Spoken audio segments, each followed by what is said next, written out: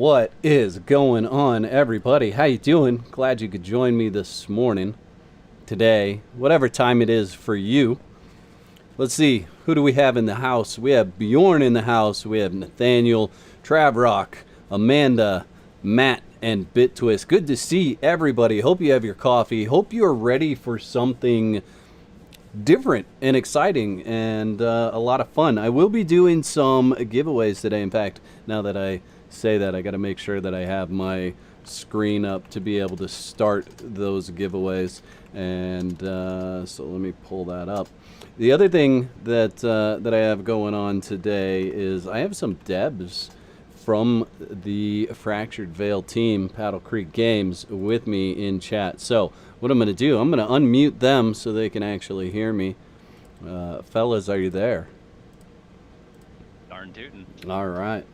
So today I have both Brandon and Ryan from Paddle Creek Fractured Veil team, right? So why don't you guys go ahead and introduce yourself. Brandon, why don't you start? Let me know, what you do over there. Yeah, so I'm the community leader. I reach out to people like yourself. I help the community out whenever there's anything that they need, and I also do some bug squashing when I can. Okay. All right, so Brandon is far too modest, and just give me a sec as I switch to my big old mic. But yeah, Brandon is our supreme community leader, as well as our head of QA, as well as the guy that most of the great internal ideas come from, as well as the person that has far more tact with human beings than I do. So we lean on him heavily for many things, and I'm the project director at Fractured Veil, so I'm one of the co-founders here, Paddle Creek Games. I play a design role, I play a project management role, I play a community role, and I basically try to do everything that nobody else wants to do, to let them do what they're good at and what they love. Awesome. Well, I'm glad to have both of you on here today. It's going to be a lot of fun. I'm currently just going through the customization for character. And I got to know, so this is the second time I did it. I went through just a little while ago and did it. Why are they always so hairy at the start? So, Am I just lucky? yeah, so you are certainly lucky, but so it's a complete random number generator. You're just getting like RNGs with your hair, but 'Kay. I definitely feel that it leans heavy towards the hair. I would like to say, because our lead developer is a hairy dude, but you know what? He's not even that hairy. So maybe this is him kind of wishing that he had a big full chest of hair, and now he gets to express it to the world. I can't say for certain. I'll ping him and see if he's trying to kind of live vicariously through all of these characters. It's an internal conversation, and we are toning it down, particularly for the feminine characters. We wanted our character customizer to be very inclusive, meaning that there's no gender boxes that we're going to stick anybody else in. But I feel like we're sticking people in a pretty hairy box, so we might be toning it down a little bit in the future. Fair enough. I get in there and I'm like, oh, no, that's got to go right away. Yeah, you could definitely turn it off, so that's for sure. But we'll probably have it toned down by default, and then let people turn it on if they want. No, we don't. I don't want any hair whatsoever. I mean, head hair. That's one thing, but I like it. You're a hairless wonder. hairless monkey. Yeah, same as me. There we go. I think We I'm could all just set be up here. straight up bald. Look at that. Why do I feel like I still have stubble? There actually is a stubble slider, so that might be why. Oh, Yep. beard stubble. Go away. Okay, there we go. All right, so chat, as we're going through things here, if you have questions, go ahead and drop them in the comment section there, the live chat, and we'll try to keep track of what questions you guys have and get those answered during the stream. Why don't you guys, real quick, tell me about the process of Fractured Veil. Actually, you know what? No. Let's do this first. Why the name Fractured Veil? Where did that come from? Let's start right there. Yeah, that's a great question. So I go back to the beginning, so I know it. But what I'm curious is, Brandon, so you've been part of the community for a good while. You weren't here at the beginning, though. Why do you think it's Fractured Veil? Well, for me, it was like the apocalyptic event that kind of like fractured time and created these like clones, or at least this is like what I was reading like a while back. And so like each like reality that we're in is like a fracture. Yeah. So great. So that means that we're doing our job educating people so that they can go and educate the community. So like I'll preface this by saying so we've been working on this game for 5 years, and while the devs and the artists have been working on the game stuff, we have one of our other co-founders working with his partner in partner in crime on the story. And you can go to fracturedveil.com/story, and there's like literally 4 years of story content there, and I'm sure in there you can find more about the fracture. But Brandon, he put it fairly well. So we've got technology that kind of kicked off the apocalypse called veil travel, and it was essentially, I'll dumb it down, I won't get into the techno lingo here, Okay. about being able to instantaneously transport goods and people from one place to another on the planet, and went terribly wrong, as most things do in these games. And it ended up fracturing these veils into thousands and thousands of shards in a way. Very similar, actually, when I think about it, and we have our roots in classic MMOs. If you think of Ultima Online, do you remember kind of the story behind kind of the Ultima stuff? Or am I dating myself here? Nope, not one of the ones that I got into. Right. So there was something, I think I have to find the name of it, but it was like this crystal of the Avatar, and it represented the world, and it broke into 1,000 pieces. And that is actually why we have the word shards in MMOs, is from the Ultima world. And so there were these shards of the Avatar, but essentially in our world, these shards represented a parallel universe in parallel world theory. And so each of these fractured veils turned into its own kind of parallel version of the world, and that plays in to some of the meta of the game, which is we're here to explore the island of Maui, which in itself is pretty incredible.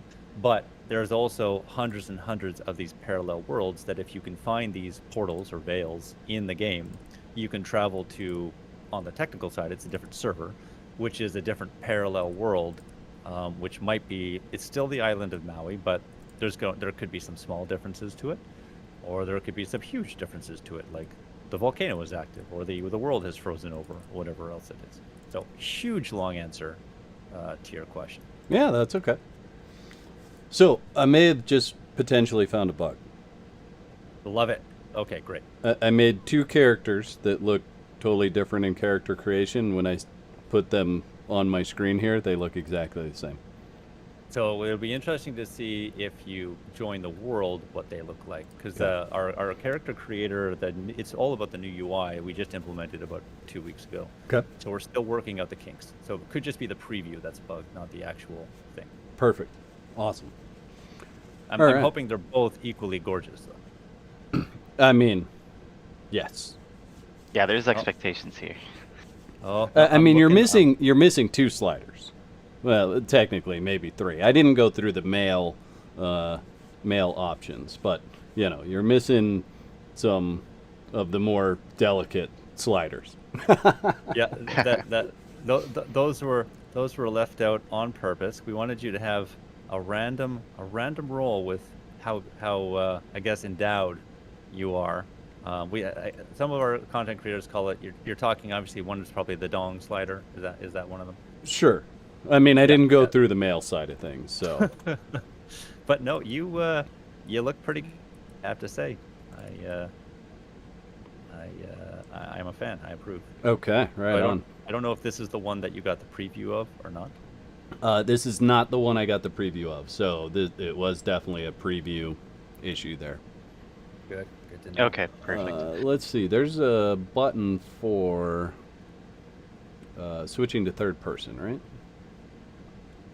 There. Yep, it's B. B. Okay. Yeah, change camera. All right, sweet. There we go. Oh. We got a thong, chat. What's up with that? And you can hold down left alt to kind of free cam around your character from the back. Oh. If you want to There we get go. a good, a good look at that thong from different Yeah, angles. there we go, chat. What's up? Yeah. How do you like that?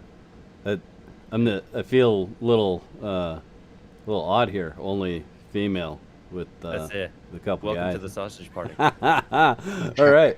So I kind of know my way out of here, but let's talk about this real quick because what I noticed when I played it, and chat, for those of you that don't know, I played this last October with Firespark, and it's interesting because seems like a very high-tech facility, very almost new age or space age, right? Like something from the future. And then you kind of get outside and you see things that look like they're very old. They're from the past. So kind of talk to me about the thought process and what story are you telling with the futuristic building here? Right. Yeah. So there's kind of two answers. One is the kind of pragmatic answer from a game developer's standpoint, and the other is the story answer. Okay. So, as kind of in terms of the high-tech building, as anybody that lives in a city or whatnot knows, there's just going to be new buildings next to old buildings. So that's something that kind of just happens. Sure. But then also the kind of nature of this building is one where it's a brand new power plant that when it was built 100 years ago, because our gameplay takes place about 100 years after this cataclysmic event happened. It was the first of its kind. It was cutting edge and bleeding edge, and so by its nature, it's going to stand out from the rest of the buildings, anyways. And so that's kind of the story explanation to it, because after it was built, very shortly after, that's when the world just went to hell in a handbasket. And so while the world, was on the beginning of this journey of technological revolution, it really never got to realize it because everything just came to a screeching halt right after that. Okay. And the other thing is, for the past 5 years, what we've been focusing a lot on is the core of this game, with enough custom content to give people a really good taste of kind of where our direction is in terms of theme and style and all of that. And so we had to pick and choose, where we're going to spend our time and resources as a very small independent team, and choosing buildings that are core to the story that really make a visual impact was big, while side buildings or abandoned cars or other things like that a little bit less so. So in terms of kind of the pragmatism from a business standpoint, with our limited budget, we had to pick and choose where we're going to spend that. And then so the rest of it is a lot of placeholder content that's going to be replaced as the game starts generating revenue. But for now, it's just there to kind of tell you, okay, there's abandoned cars everywhere, there's old buildings to explore, but it's going to be replaced down the road with something more in line with the visual style of everything else. Very cool. So, a couple of things here real quick, chat. One, Green Ranger, thank you so much for the $5 super chat. Coming in says, this thong is the WAC 4863 thong available on Teespring. It's not, but I like where you're going. The other thing is, I'm going to go ahead and start this this first giveaway. So if you're interested in winning a key for Fractured Veil, go ahead and type !FV in the chat here, and you'll be entered to win a key. Which I have to thank you guys for supplying keys. I appreciate that. No, I mean, this is in our selfish best interest. If you look at how this project, a lot of people ask the common question of how is this project different, and one of the ways that it's different is just how community driven it is.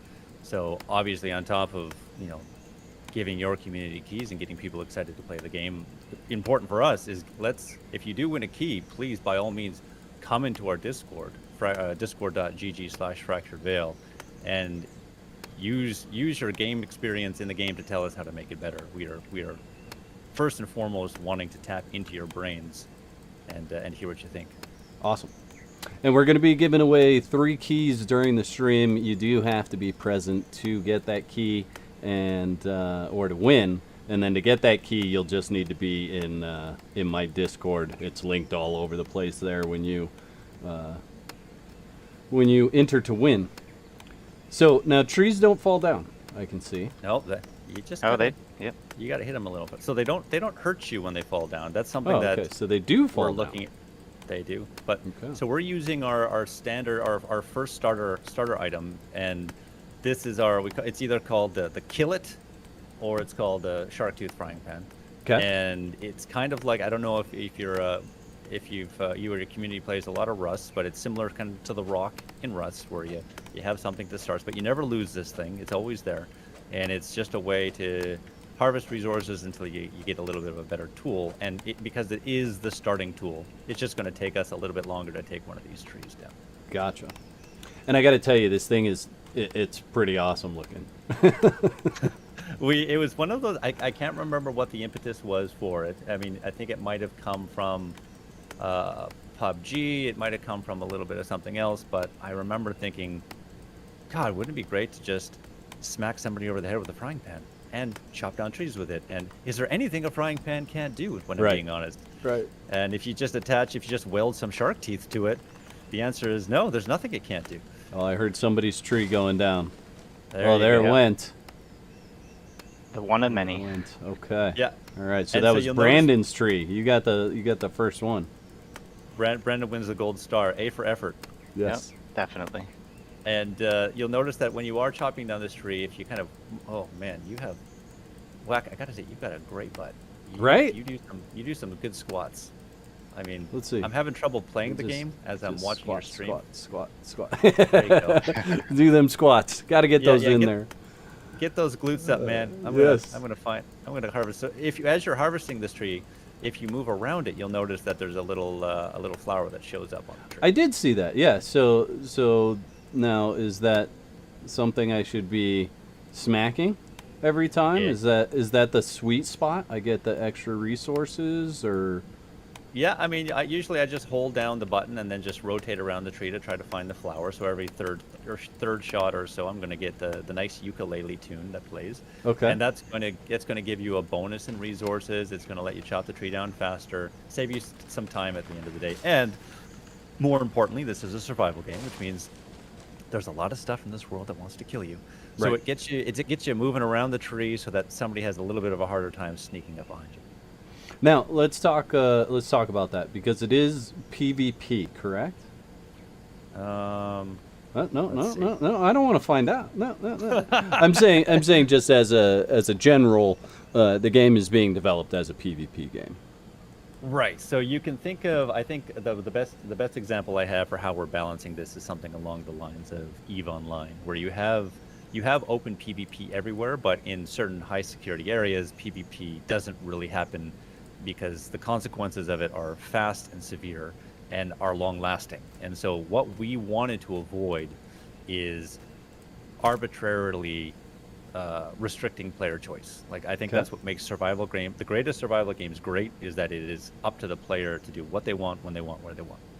And so what we wanted to do is figure out, how can we have PvP and PvE, where the PvE players are able to do their thing in their part of the world, and if they want to venture out and take a little risk in some of the neutral zones and the hostile areas, they can. But if they don't, they're protected, they're in their own area. And the PvPers can also do the same thing, and if once in a while they want to try to kind of come into the high security areas, which will be full of NPC guards, settlements, other things like that, then they can try. But the point is that if their actions are having a detrimental effect on a lot of players, then we want to make sure that there is a high cost for that, so that, you know, it's discouraged as much as possible.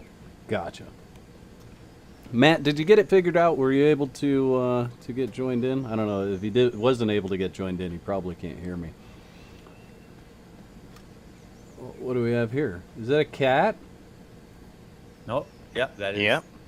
Is it a cat or is it? Yep. It's no, a yeah, you kitty. put Chat, check it out. It's a kitty. Let's see. Change So we- view. Get rid of my frying pan. Look at this. Look at that little guy. on. I know. It's one of the other co-founders was like, our world is so empty. We need to fill it with critters, and not just like the birds in the distance that just fly in a straight line, but so we sat down for like a month and we put in cats, raccoons, rats, I think there's... Brendan, what are the other critters we got running around? Squirrels, raccoons, foxes. And so these animals can be hunted. The cats are going to be invincible. Unfortunately, I was told that they are not, but they will eventually be invincible because we don't want people killing cats. But it's just... He's got some serious footsteps there too. Not the right tool Yeah. for the job? Oh yeah, it is. Okay. So if you try right-clicking when you're harvesting. So right-clicking will do like an overhead bash, and so Okay. this is hitting the resource with the flat end, and this is going to give you bonuses for harvesting stone and other hard things. And then left mouse is going to be left-clicking, is going to be slashing, and that's going to be more for using a blade to harvest Gotcha. things that you would harvest with a blade. And it's the same when you're attacking. So this pan can be used for defensive purposes. And so if you're right-clicking, it's going to be doing more of like a blunt force damage, incurring shock damage to your opponent, which means that once you accumulate enough shock, you can get knocked out or get a little bit dazed. And then the left click will cause bleeding. Okay. Interesting. And now, do those things work on NPCs the same way they work on player characters? Yep. So there's no difference between the NPCs and the player characters. Very cool. Let's see. There was a question in chat about the handicap sign that we passed, and they want to know if it was deliberately reversed. No. So let's go back and find this thing. Thanks, chat. Yeah, Appreciate okay. that. All right. So what happens? Let's go have a peek. It's a What nice happens catch. with textures is you have something called mirroring that happens, and it's a way to save space on a texture sheet. Whereas instead of having two textures, you can just mirror things on the left and the right side. And sometimes it does result in things being inverted. But a handicap sign, definitely don't want that to be backwards. Oh, there it is. Is it supposed to be? I mean, okay, I guess it doesn't really... I don't know. I mean, maybe it matters. See, I wouldn't know. I've never paid close enough attention to know, is he supposed to be facing the left or the right? I thought think- that's normal. I mean, maybe. I don't know. I have a Let's go. picture from a vacation that I took where somebody painted two Oh, okay. on the parking spot, and they overlaid them, so they're actually like scissoring their legs together. That's interesting. Yeah, so that's my memory of a handicap sign. So I don't know whether it's supposed to be looked it left up or online, right. and they are actually supposed to be facing the right. Well, there you go. So here's something cool, chat. You can go to discord.gg/fracturedveil, and in our Discord server we have a bugs discussion channel, and we have a command -bug. And if you go in there and submit this bug, when we fix this, your name will be forever immortalized as the person that helped us right this wrong, or right this Okay. left. All right. Well, let's do this. Let me grab this Discord link. Okay. We'll actually click the join Discord there as well. So here is the Discord for Fractured Veil. Okay. So definitely get over there and tell them what you're finding. It looks like Appreciate maybe that, I'm yeah. already in your Discord. Okay, good. Here Bjorn we go, way coming in back. with a $10 super chat. Thank you so much. What I want to know is why are we not seeing Phoenix in those thongs? Well, I don't know. we'll worry about that in another day. I don't remember what I called this character. Does anybody remember what I called this character? Yeah, so actually, let's make a party. Brandon, Tanya. you want to make a party? Yep, I made one. If you go to the party, so go to your inventory first and go to party. Inventory. Party. You'll see a welcome party. Join team. There we go. Yeah, perfect. Now what do we have here? We have a body bag.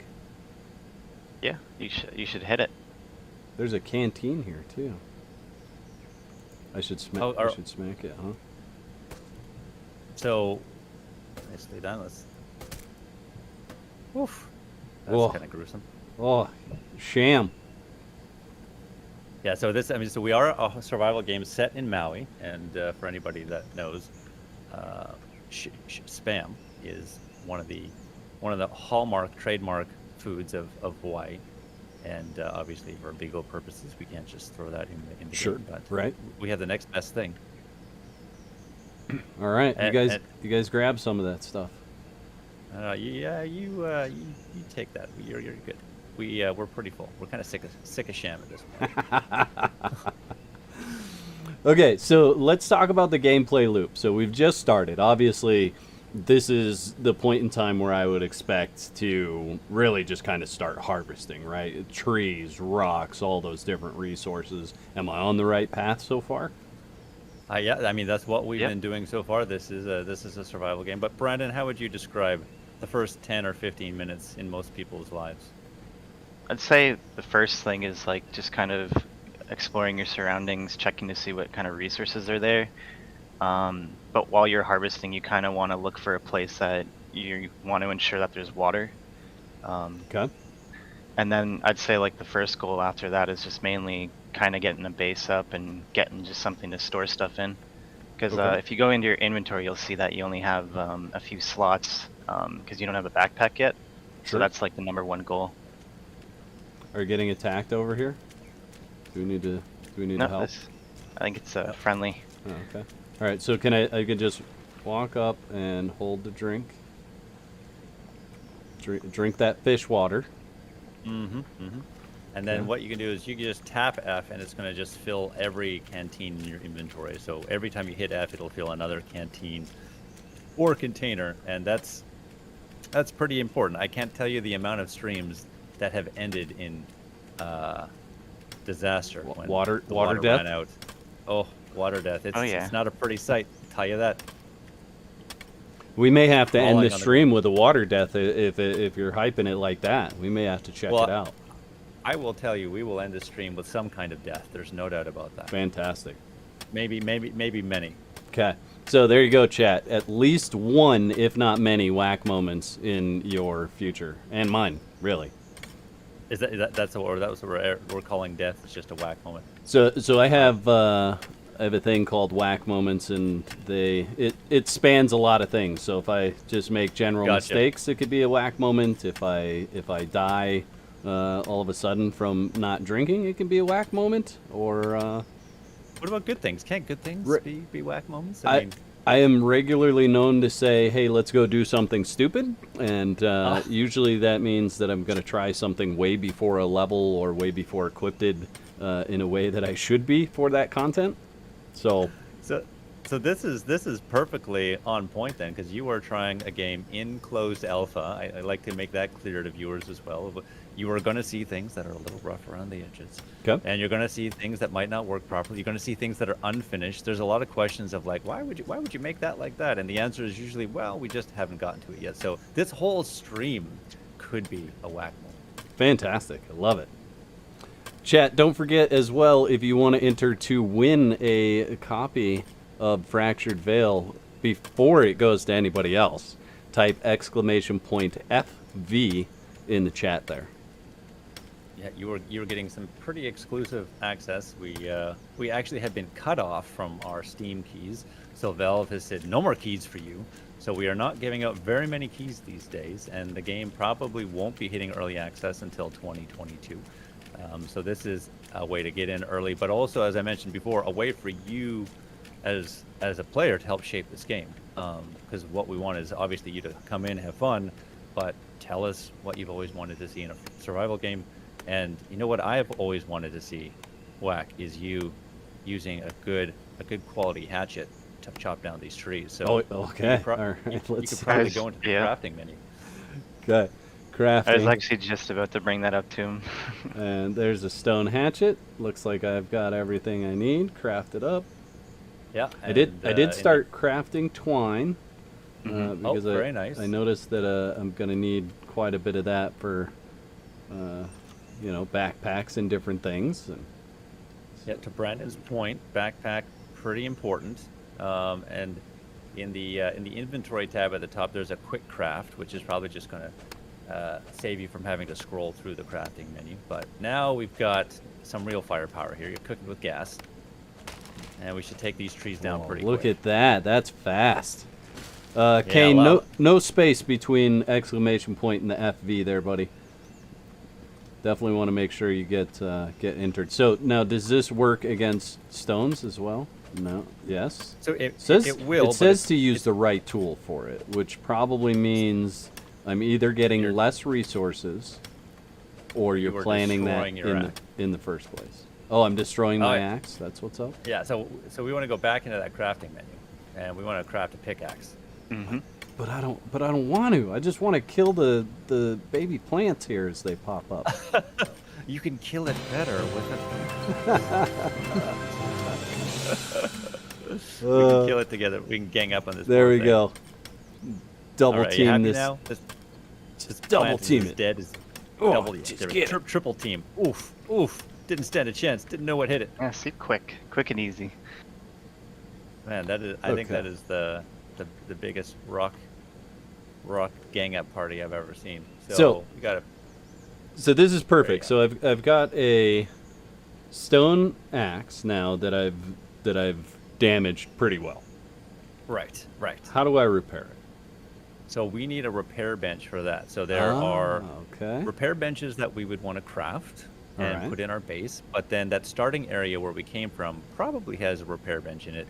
We are in the process of building out that starter area right now, and it is going to be full of a pretty cool kind of town full of vendors and other places. But for now, it's kind of empty. But we did place a few benches to get you on your feet. Awesome. And it looks like we have one of your fellas over in the chat here, coming over to help us out. Yep. So if things get a little hairy, and Brandon and I are a little preoccupied keeping you alive or helping you die, Yes, there we A go. whack moment. There we go. then Fernando can certainly answer any questions. Daniel, yes, this is so new it's not even available yet. It's available to you if you type FV in chat there. You could win a key. But yes, it is early alpha closed, early closed alpha, however you want to say that. Yeah. You say it much better than I do. Ryan. Well, I doubt that. It sounds better coming out of your mouth, but I'll use the fancy technical words of that we are in a closed alpha. We've been working on the game for 5 years at this point, so I would say we were probably in early alpha about a year and a half ago. That's kind of when we opened the doors tentatively and nervously to players to come and help us test. And now, after about a year of people giving us great ideas and helping us find bugs, we're in this kind of mid-alpha, closed alpha state, just before we're going to be doing a Kickstarter in September. So we've got the core of the game. We've got enough custom content to really give you a feel of the direction that we're going to go. But now we're going to be going to the Kickstarter to help fill this world with all of the other stuff. But before we did that, we really wanted to prove that we could build this ambitious vision that we had. And so that's what the past 5 years have been spent doing. Awesome. Okay, let's see. I am So you got some great stuff. trying to craft Get a an- bow here. You got enough for a bow for sure. So if you go there, it is right. Oh yeah. So it takes Yeah. a while. So It's a crafting weapon. there. Now, do I have to also craft arrows? Arrows. There we go. Certainly Yep. do. Let's, And so you got your filters, your filter icons at the top if you wanted to. Sure. Weapons, tools, resources, all of that stuff. clothing. And But you can of do- course just type Do I it- need type it clothing, into the list. chat? I mean, Let's see. Oh, there's not even clothing. It's no, it's you have to. We're Go not ahead. going to give you that option. not get it. Nice. I like it. No, I no, like not it. you. Maybe somebody else that was different or hairy, but not you. Yeah. No, in the starting area, you can buy clothing, and then once you buy it, you can research the recipes so that you could forever cover up that glorious butt of yours if you chose. But let me tell you, it would be a disservice to the world. Wouldn't it be a shame? I think it would be Oh. a shame. The definition of the word. Okay, we're gonna craft that as well. Okay, I have a bow. I've got arrows crafting. You know why I'm doing this, chat? I mean, you could see it off in the I can distance, see it, can't yeah. Chat, I mean, it's right there above my dot. There's one there and there's one there. And, I mean, if we're going to have a whack moment, we should just get right into it. This is definitely going to be a whack moment. Also, I did link fracturedveil.com in the chat there. You guys can do that at any point in time by typing !fractured into chat. Grab that link, go over there. They've got all their social media and I believe, do you have the Kickstarter link on there yet, or is that still coming? Yep. So if you go there on the bottom kind of right part of the page, there's going to be a nice little banner that comes up talking about the Kickstarter, and it's a huge help if everybody could just go there and follow us on Kickstarter, because it tells Kickstarter, hey, this people want to play this game, and then they tend to feature us more, and it reinforces the whole loop. Yeah, and definitely wish list it if you're into survival games, if you're into online sandbox MMO games. If nothing else, wish list this game, so as it starts to develop, you're getting those notifications, you know what's going on, and you can find it easily. So Yep, so the game's on Steam as well. okay, I feel like I'm shooting, let's see, where am I shooting? Okay, so you have to cover them up with the head of the arrow there, is that? Oh yeah, there we go. Got some hits in. This is definitely a whack moment. Oh, these guys are pumped. I just got So shot in the back. Oh, that guy just got, yeah, well, you got in the way there. Yeah. A whack moment. Have you seen my aim? Oh my goodness. I need some crosshairs here. Oh, I just shot you in the back again, right when you ran past. All right, I'm backing out. Oh, you're getting tag team down there. Oh, you've drawn some attention yourself. Yeah. I mean, Oh, kind this is our whack of moment hard right not to draw attention to myself. Have you seen that here. booty? Yeah. Oh, that booty was designed to draw attention. Designed by you to draw Yeah, attention. exactly. Okay, we're gonna kill this guy, chat. We're not gonna let him cleave Aim us. for the head, my friend. Oh! My torso is bleeding. Oh, he's running away. He didn't want any. No, Okay. I can't blame him. So, where's my bandage? Number 5. 5 bandage. Can I bandage? Yeah. Okay. Hopefully, I can unbleed my torso here. Now, let's talk about assets, because I know from what I've chatted with you guys prior to this, that's kind of the point where you're at with the game, right? That's why the Kickstarter is you're starting to look at the custom assets, right? Right, yeah. So I would say we probably have about, 30%, 20% of the custom assets that we want when it comes to most areas. When it comes to base building, I would say we're in a better place, and that's because we did a couple polls with our community a year or two ago, and it was pretty eye-opening how important base building and quality base building was to people. So that was a system that we really hunkered down on for a whole year, and we built that system out far more than we typically do. But for us, the past 5 years have really been about building the core of the game, and everything needed to support kind of the vision and the experience that we were after. And once we got to that point, that's where we really wanted to involve the community when it comes to the content and what kind of monsters do they think are going to work well in this world, what kind of locations, what kind of weapons. And I think that's a hell of a lot more fun than us just kind of working in our bubble and giving you the content that we think is cool. We're here to kind of collaborate with our community and kind of work together on making what everybody wants. Very cool. And yes, building is, I've got to say, building's probably one of the top priorities for, I'd say, almost any game now. You can throw some kind of building, some kind of crafting in, and have it be much better than. Ow! Someone just shot me in the back with an arrow. You just walked right into that. Yeah, I'm sure I did. It's just like Brandon was walking into your arrows. Yep. Oh god. Took at least 3. Oh, I threw my torch. I threw it, Did not chat. work out. You might be. I'm doing my best here. There you go. And you are Couple brave headshots there. soul. That's a So nice. gonna Yeah, grab that'll this take real him down. quick. Yeah, pick that back up. There we go. So I started to burn the bodies, and Smart. this is something that I know from the last time I played, is that if you don't burn the bodies, cannibals show up. And so I don't know if this comes across on stream, but these cannibals that we just fought were a heck of a lot easier than the first cannibals we fought. And you can tell that they were moving faster and they were hitting harder, and they took like 7 shots to the head to take out.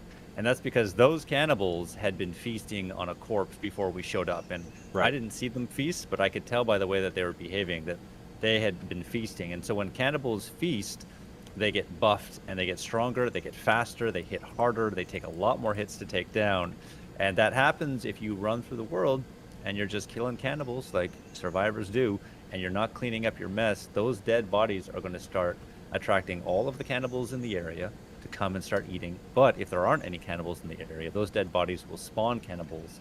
And so when you come back through after wanting to go home, taking your base back to safety, you're gonna have a problem on your hands. So it's always good to leave the place better than you found it. That's the number one rule. So loot, light, and you'll be good. Loot then light. That's exactly it. So right now, to answer Bjorn the Red, is it controller friendly? That's an interesting question. Some of the aspects of the game are controller friendly. We do have behind the scenes Xbox controller support. It's not exposed to the player just yet. This is definitely kind of a mouse and keyboard game. But certainly from our gameplay sessions with disabled gamers as well, controller support is a big priority for us because it just makes everybody's life easier. Well, look, oh, wait, that's trash. What do you do with trash?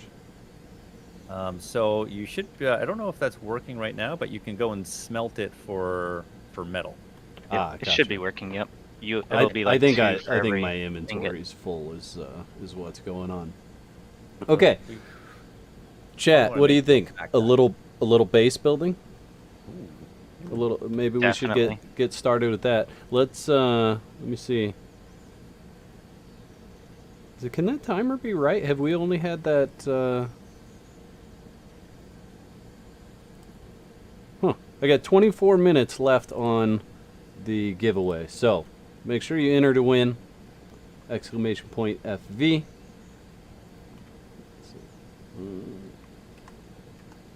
Oh, nice. Okay. So we're in the starter area, correct? So I would say the starter area is that big building we were in. So it's a safe zone. People can't pull out weapons.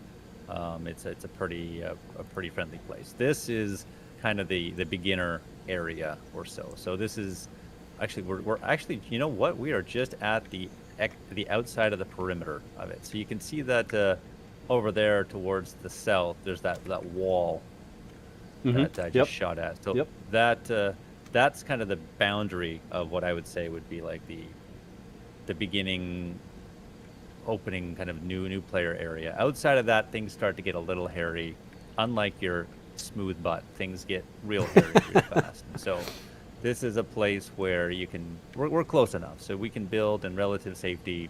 There's not a ton of mutants around here, but the further away from that building we go, the hairier things get. Okay, chat. What do you think? Should we go further away? It looks like maybe Streamlabs is just having a freak out moment here. Oh wow. Give me just a sec. That's not good. Looks like for whatever reason. Yeah. Okay. So it did just end. I thought we were close to the end of that one. So what we're gonna do is we're gonna pick a winner real quick. While I'm picking a winner, what I'd like to know from you guys is, do you want us to get farther away from the beginning area before we build and maybe find I don't know if you guys have maybe a special spot that's like beautiful that you love to build in. But what do you guys think? Should we build in the beginner area or a little bit further away? And we're gonna pick this winner. Oh my goodness. Oh my goodness. I'll wait for that to drop in chat. There it is. In terms of like beautiful areas, I mean, this river is kind of nice. Okay. If you want beauty, we got beaches. I mean, we're on Maui, one of the most beautiful places on the planet. So we got beaches, we got rivers, we got mountains, we got jungle, and we got mutants. So A bit further. Okay, so maybe we go upriver here a little ways.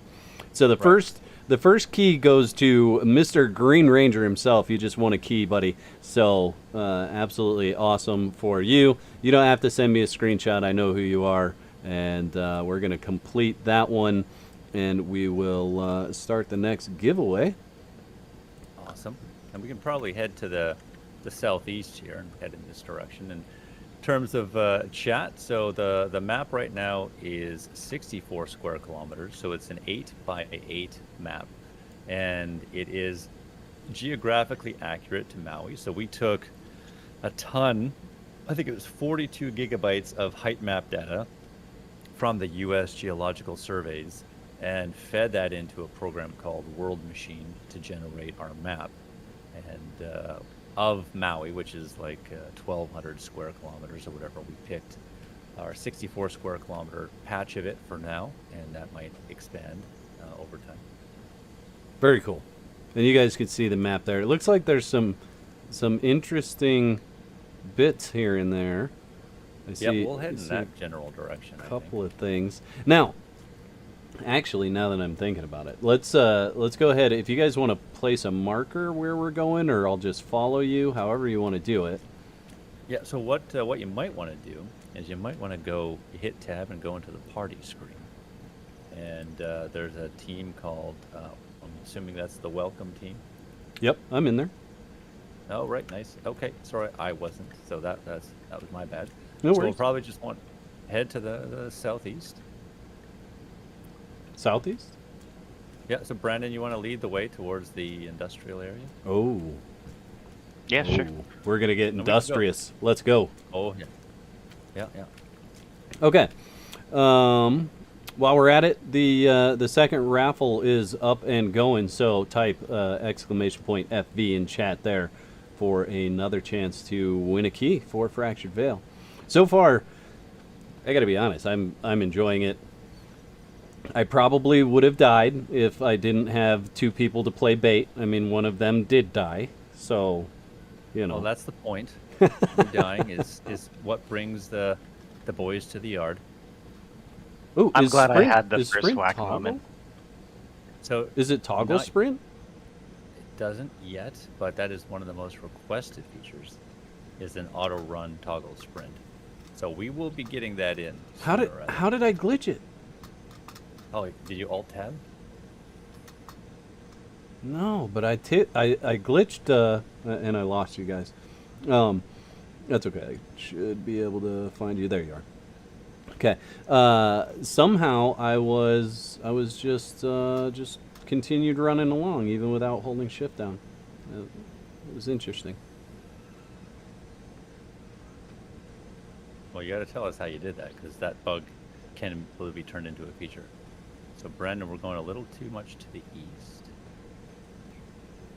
And go over here. Follow the light. Is it Ferdinandus? Is that how you pronounce his name? Ferdinandus? Fernandez, yeah, Fernando. Fernando? Okay. Fernando, you're good. Type as much as you need, buddy. You're we went a here little for too- that. And... Oh, wait. The truck. What's around? Oh, bunny. Get some. Oh, Oh come yeah, on. there you go. We forgot that there's bunnies. I remember the bunnies. I remember how hard they were to shoot, too. Oh yeah, yeah, there are little critters. They hop fast. Okay. Let's see what we got here. Now, do you have plans to have loot around this stuff at some point in time? Yeah, yeah. These kind of trucks, especially, Mm-hmm. is what we're going to be putting loot in the back. Right now, we're just I think these trucks are relatively new, but we haven't hooked up our loot drop system to spawn stuff into the back of them just Okay. yet. Now, I mean, any drivable vehicles? There are, yeah, they are buggy. Whoa, they are buggy as all heck. Did you just break that box to get loot? Yep. He did. He looted We the can box. break boxes to get loot now? Oh yeah, there's big ones. Oh wow, that's well, new. well, you guys better pick that up because I need a backpack.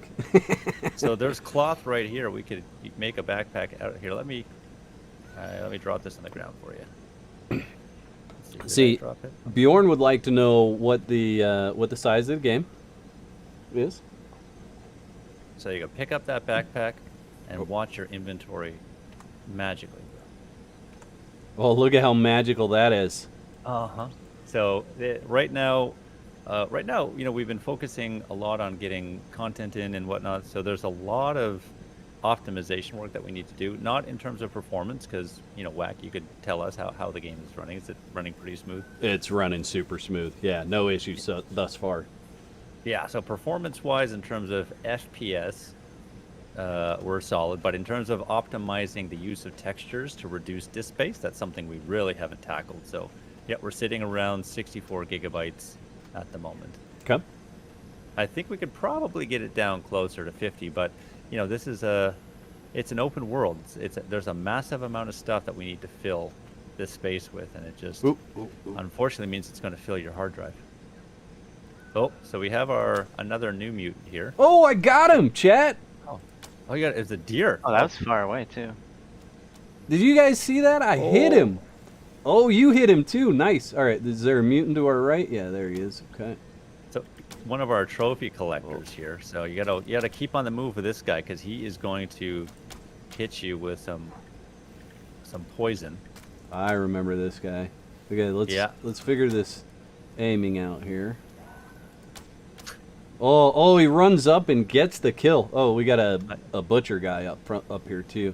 But where did our deer go down? Over here. So we could harvest this deer for some meat with your hatchet. Oh, there we go. I got your back. Oh, crap. something to our left. A cannibal. And so, yep, that's a cannibal. So there is a new mutant in this area. So you're gonna want to maybe just watch out if you have your volume set. Chat, if you got your volume up, you're gonna want to be prepared because there is a mutant here that does. We actually, this is the first time, Brendan. Have you heard the screamer since she's been muted? Tweaked? No. So we'll be in for a treat. Okay, I hope you guys are protecting me while I'm getting my raw meat here. Raw meat, leather. There we go. Oh, well, hello there, feller. Let's see. I want to hit. Oh, no hits. Nice shot. No frying pan hits. Okay, let's see. Really, Big Id's in the house. How you doing? Let me do a little bit of chat stuff here. Shelly in the house. Brandon in the house. Thanks for joining. If you guys haven't joined the raffle, go ahead and type exclamation point FB in the chat to be entered to win a stream key or a Steam key for Fractured Veil. Whoa, it just got bright in a hurry. Just changed the time a little bit there. Oh, did you do that? Yeah, I did that. Okay. Our day-night cycle is a little bit more smooth than that. Oh, there's a screamer. She's right there. Oh god. Okay. So, she is. I'm gonna go see what she sounds like. Let's see how it sounds. I see that. I It's see not that too bad. shockwave of a scream too. That Yeah, visual. it's not too bad. It's still. I was worried that we're gonna tone her down too much. So you definitely. She's got no arms. Nah, she doesn't need arms. What she lacks in arms, she makes up for in. Oh, she gets herself trapped. My booty looks better than yours. Whoa, that hurts. Okay. So what she's doing is she is attracting. I don't think there are any mutants around, which is a shame. But she is attracting any mutant in the area. I don't think she's very attractive. Well, not next to you. Hey, we found a thing. What's this? Barrel. Fill containers or drink water. Yes, I will drink water. Oh, very good call. Well, we need to drink more. Holy smokes. Now you've been working up quite the thirst, killing all these mutants like that. I haven't killed any of them. You guys have all the kills because I got 1 of 1,000 right now. I'm Well, just so do I. I'm just if it makes you support. feel any better. You have to remember too is I got the first whack moment of today. Yes, this Oh, is yeah? true. This is true. I'm gonna explore a little bit here, guys. Just Oh, yeah, do doing it. my thing. Zambi. So, So these guys, chat. If you've watched Night of the Dead, these guys are kind of they're in there as well. The same model. yep. So this is definitely one of our placeholder dudes. We've got some custom, some placeholder, but this guy fit the genre well enough that we're like, yeah, Sure. he'll fit for now, and then Sure. we'll replace him later. I think Or it's, what we'll I do think is he's super cool looking as well. Honestly. Yeah, he's definitely a high quality model. Okay. Yeah, just kind of checking out all the things here and being explorative. I do need to figure this bow out, dude. Why are you running crooked?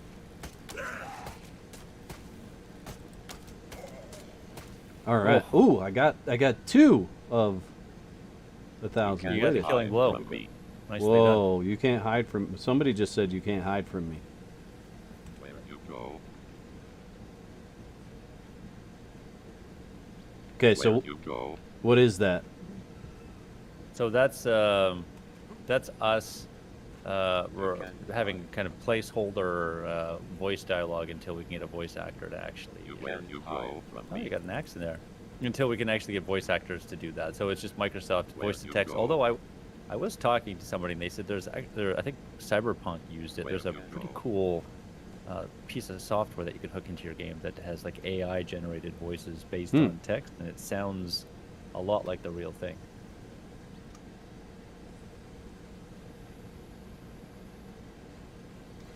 So, here's something I've always found interesting about game development, and I think it would be absolutely amazing for a company to do this. But you guys have an initial community right now, Right. that are probably super fans of your game, right?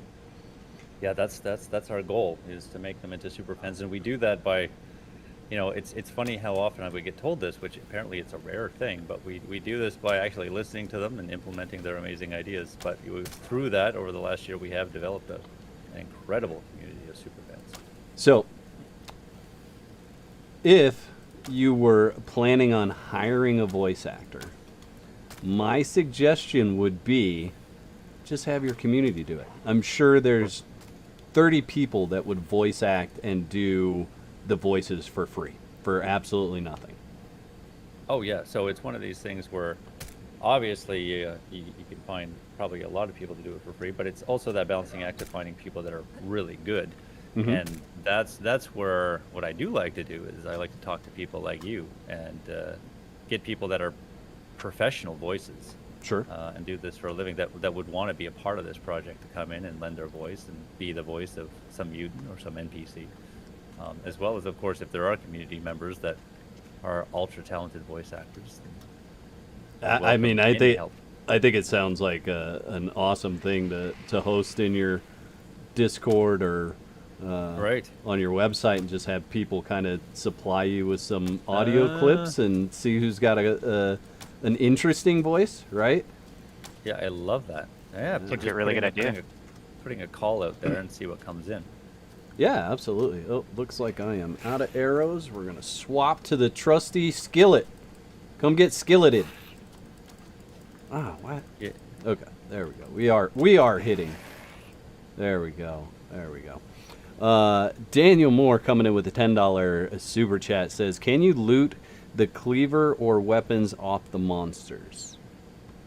So no, you can't, or else there would be a very big glut of weapons in the game. Mhm. But so right now we have it so you can loot. It's a currency that you can take into the safe areas to buy whatever you wanted, including other weapons. And Like- down like- the road, or Like short shorts. oh, there are some booty shorts that would fit your tush like nobody's business, waiting for you in the starter area. Great question though, Daniel. And looking at what we can do that's a little bit more interesting, but right now that's one of the areas that we just haven't focused on a lot, is kind of the more nuanced loot drop. So right now it's just currency that drops, and then we give the player the choice to buy whatever they kind of want with that currency. Sure. As well as Okay. there's an ultra rare chance that 127 drops, and Oh, we that got is, we got two guys oh, running wow. up off in the distance here. And I got Yeah, no they- no arrows, so So we'll protect you. You're gonna have to craft some more of those yeah, I gotta knock some trees down. after you knock some heads. Oh, That was solid. that was. Oh, he hit me. Oh, he hit Oh, me, yeah. chat. Oh wow, you. Get some, buddy.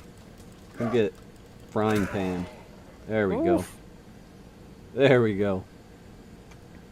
All right. Yep. So what we need to do is heal first. Is there a way to keep my my hotbar on the screen so I can So, see where I it's have everything? It's kind of like what you do is you're gonna hold down any of the buttons, any of the number buttons, Mm-hmm. and then you can just hit the other number button to do it, or you can use mouse wheel as well. But typically what I do is I just hold down one, and I'm like, oh yeah, and then you kind of organize it and get it to where you want it. And then I know that my weapons always in number 1 and 2, and tools are in 3 and 4, and consumables 5, 6, 7, 8. But if I do need to remind myself, I'll either just hold 1 and then I can just mouse wheel, or I hold 1 and then just press 2, 3, 4, whatever it is. Okay. It's definitely something our goal is to try to keep the HUD as clean as we possibly can, and kind of giving people the information when they need it or when they ask for it, as opposed to having real estate up all the time, kind Sure. of blocking the gorgeous landscape. So my suggestion, and this just comes from my own kind of gameplay style, is the more you can make it customizable for each person, right? So Sure, of if course. somebody wants to bugger up the landscape of their screen, they can. Somebody else doesn't, they don't have to. I think if it's as easy as putting a checkbox in the settings menu for the UI, that's where I would go with it. Yeah, that's certainly an option that we have in the backlog. I mean, it is easy. It's just time consuming. And Sure. we just slowly work our way through that backlog bit by bit. Like, for example, the big push this week was getting a lot of custom animations in. So this is my first time seeing them as we pushed this update at 1 o'clock last night. And yeah, I think they make a really nice difference to the game for sure. The animations used to be a bit janky, both in the first and third person, as we were kind of like using a sword animation for our axe, Sure. or a machete Mhm. animation for our hammer. But now everything has a nice custom animation. So it's things like that just rise up a little bit higher. But yeah, it's the HUD customization, or things like HUD scale, HUD transparency. Yep. More than just checkboxes, but I agree. The more options, the better. I've kind of lurked a couple of the streams you guys have done recently, Oh, yeah. Ryan, and what I gotta say is I love how you're just forthcoming with everything. You don't beat around the bush about the fact that a couple of things are janky. You don't try to sugarcoat anything. You're straight up, right up front with the information and honest with it. And I think in the long run, if you guys can hold true to that, that's going to make a huge difference in your success long term. So I mean, I'm really glad that comes through, and thank you so much for saying that, because it's something that it's tough at times, because like our goal from the very beginning is just 100% transparency. We've never had NDAs. We've never had anything like that. We want to expose everything we're doing, warts and all, to the community, and have trust in the community that they're going to take that in context, and they're going to be appreciative of that. But it does get difficult at times, because you do see a lot of these other games over the last 5 years that have been a heck of a lot less kind of technically polished and a heck of a lot less stable and a heck of a lot, but they have just gorgeous screenshots and they kind of cover up the warts with just beautiful renders and trailers. And then we go and see those games sell 1 million units and then obviously face backlash. But we're like, man, are we doing the right thing here? Because this is taking a heck of a lot longer and we're exposing ourselves to more scrutiny. But, you know, it's one of these things where you just kind of have to do it. You got to do what feels right and kind of what is authentic to you.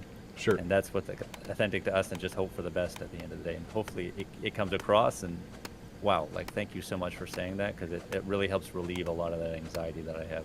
Yeah, good. And I think something that I'd mentioned too, you know, you mentioned games that sell 1 million copies and have covered things up. You know, we're not stupid as gamers. You know, we may spend the money one time, but if we feel like we got shafted by a game company, you know, the next title that comes out, we're already going to feel shafted. So I think building a brand on trust may not bring in, you know, upfront dollars and cents, right? But long run, I think it's going to pay off a lot more than it would if you were doing some different practices. Well, and I think we also feel like we're doing a little bit of a service to the industry as well, because it's not just someone like yourself losing confidence in brand X or company X, but every time that happens, and we feel this with our social media and whatnot, is like gamers lose trust in the industry as a whole, Sure. and in indie games as a whole. And I feel like we have to kind of push back against that to kind of balance those scales a little bit. And like I said, it means that we produce less flashy content now, because we're building the important stuff to make sure we can actually deliver the game that we say we are. But hopefully people are going to walk away from this feeling like we weren't hiding anything. We were not only showing everything, warts and all, but we were also bringing people in behind the curtain so that they could participate a lot more than a lot of games typically do. Awesome. What do we have on the road up here? So we've got it's just a dog out for a meal. It's the infernal dog. Number one rule of game development is red barrels must explode. So you can have a whack moment if you want by getting close and smacking it with a torch and seeing what happens. Will my arrow do anything to it? Oh god. Here's the whack moment right here. Ah. That is not a dog, by the way. You have very odd sense of dog. I don't know what dogs are like down up in Canada. I don't know. This is Looks normal to me.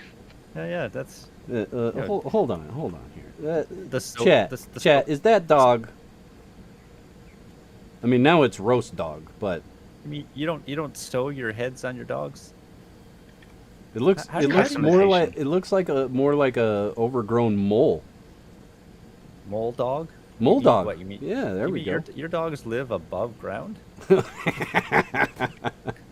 I gotta come down to your neck of the woods. Yeah, right. Yeah, there you Crazy go. dogs that live above ground and don't have their heads sewn on. Weird. Ooh, what's that over there? So I'm thinking, Whack, we should pick a spot to build. Okay. Oh wow. Oh, that's the wha- whack moment. That's the Chat. whack moment right there. Chat, can I get the whack moment emotes in the chat there?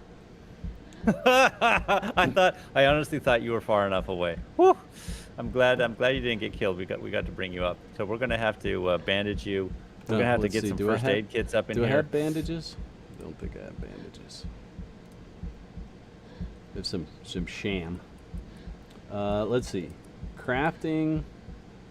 So there's a med bandage. kit. There's a couple med kits on the ground there for you. What do I need for crafting a bandage? Requires 2 resources. Cloth. Oh, I don't have any cloth. I've got cloth. I don't think you do. You got fiber, no cloth though. Oh, okay, there we go. We'll get some cloth But, going. That's your That's feet. sham. Oh, there we go. All right, pick that up. See how well that heals. Oh, what did I just do? You gotta put it in your inventory. Your right click Okay, is gonna so- drop. Gotcha. We do have all right. context. We do have context menus coming in, so that you can just right click and use it for sure. Right. Makes sense. Okay, so I feel much better now. Nicely done. Yeah, it seemed like it's like nothing happened. Like nothing ever happened. I don't What? even. I No. don't even. I wasn't even here for that. No. Here for what? Exactly. Gotcha. Green Ranger coming in with a $2 super chat saying, "Singing Soft Kitty now." I appreciate it, Green Ranger. Okay, let's pick a place to build. Where do we want to build? Yeah, Brandon, what are you thinking?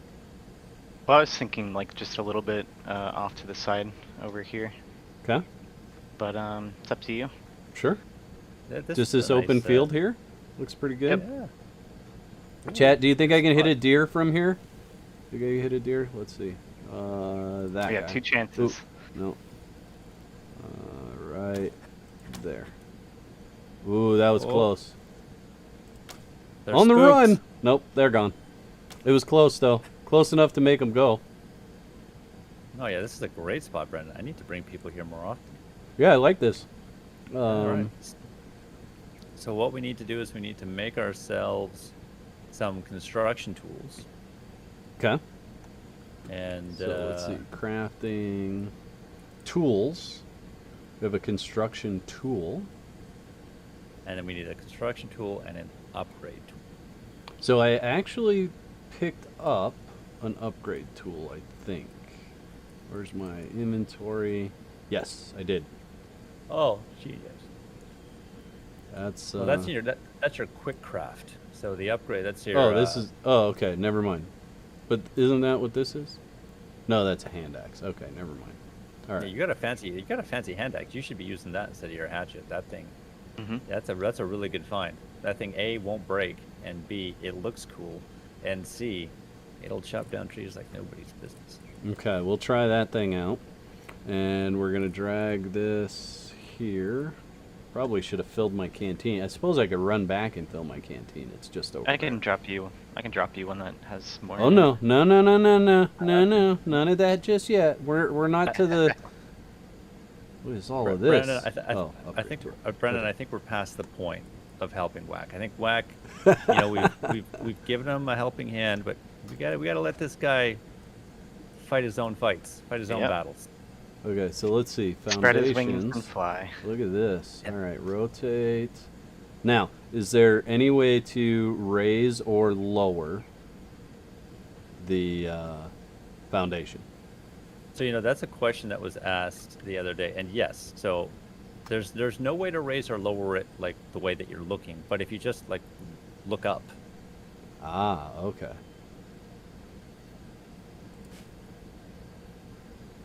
Okay, all right. And then let's see. Hold F to recycle.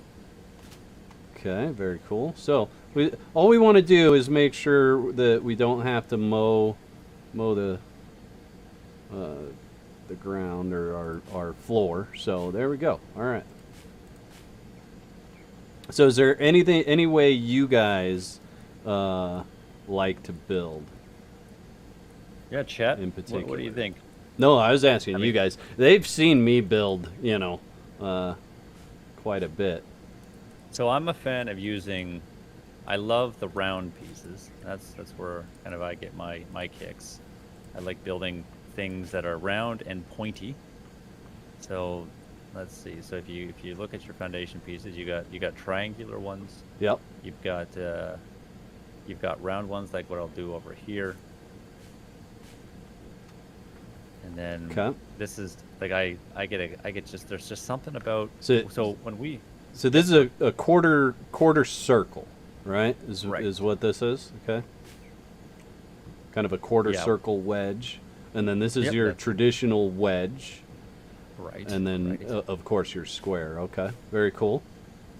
And then we're looking at other shapes, but it's one of these things where we could make an infinite amount of shapes, and so we had to, Well, call and it somewhere for now.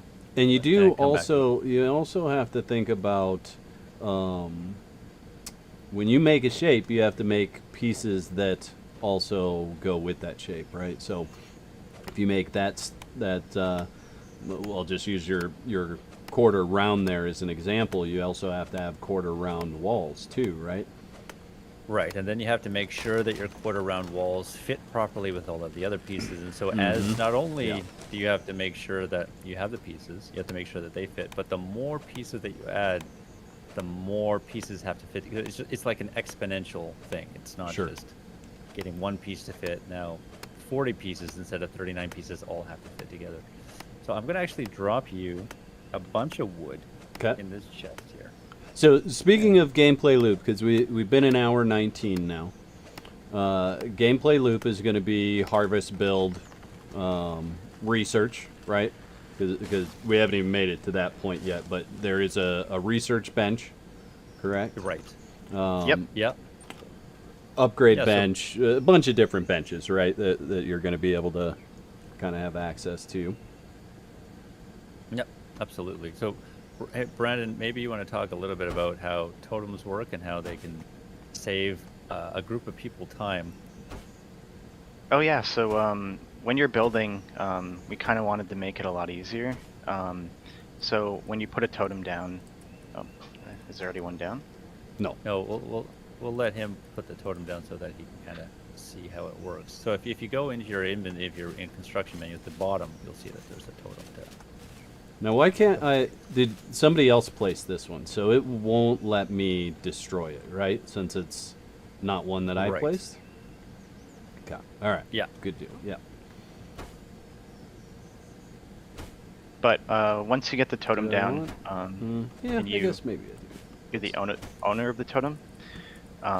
You can set permissions up for other people. You can add other people in your party. But the main thing that we wanted to do is like a quality of life change and allow people to pool resources in the totem.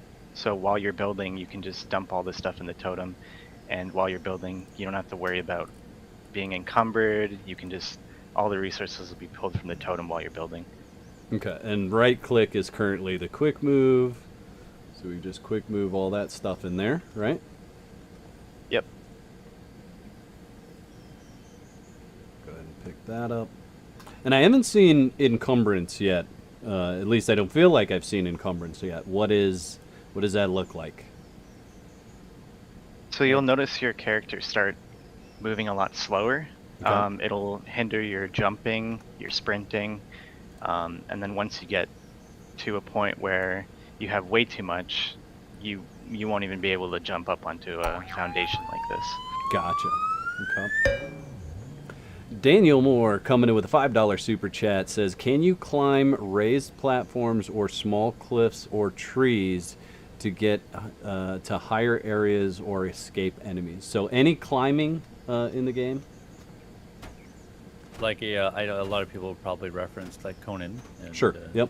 Yeah. So my community is definitely used to Conan Exiles. So Oh yeah. Yeah. So none of that right now. And one of the things that does, much like what we were talking about by adding a new building piece, that just kind of exponentially increases the amount of kind of concern that we have to exercise when designing our levels. Because now Sure. it's not just a 2D space or a 3D space that people access basically on one plane, and then we can gate the other levels through staircases or ladders. But now anybody can access anything, and so getting on top of places you're not supposed to get on top of starts happening. And for us, kind of like to keep things simple so that we can focus on doing the core stuff, we said no to climbing for now. But I can tell you, I love it in Conan, but Sure. does it introduce a lot of work in terms of designing levels. Yep. And I think sometimes it can be just overcome by a decent jump or a decent mantle. Hey, buddy, I'm Right. getting water here. All right, I didn't come and bother you. Oh, let's check the AI here, chat. Let's goof around a little bit. Let's see. Can we Make get su- up there? make No. sure- Go ahead. While you're there, also remember to fill up those canteens you got. Oh look, we made him go away. We're too far away from home. Just gotta go back to mom. Yeah, he's got a limited range. Buddy. Can I jump up on this? Ooh, I might actually be able to get up on that one, chat.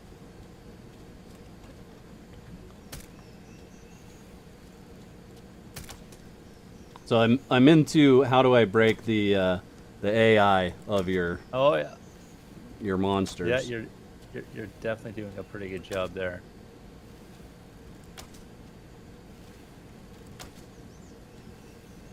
He's trying to bob and weave, but he just can't do it. Let's see if we get that headshot a little bit while he's weaving through there. That way we can stop shooting him. We'll stop porcupining him. There he goes. Okay. And you can and- you can loot your arrows from the bodies in case you want to save yourself in crafting them. Yeah, I need to be doing that, don't I? It helps.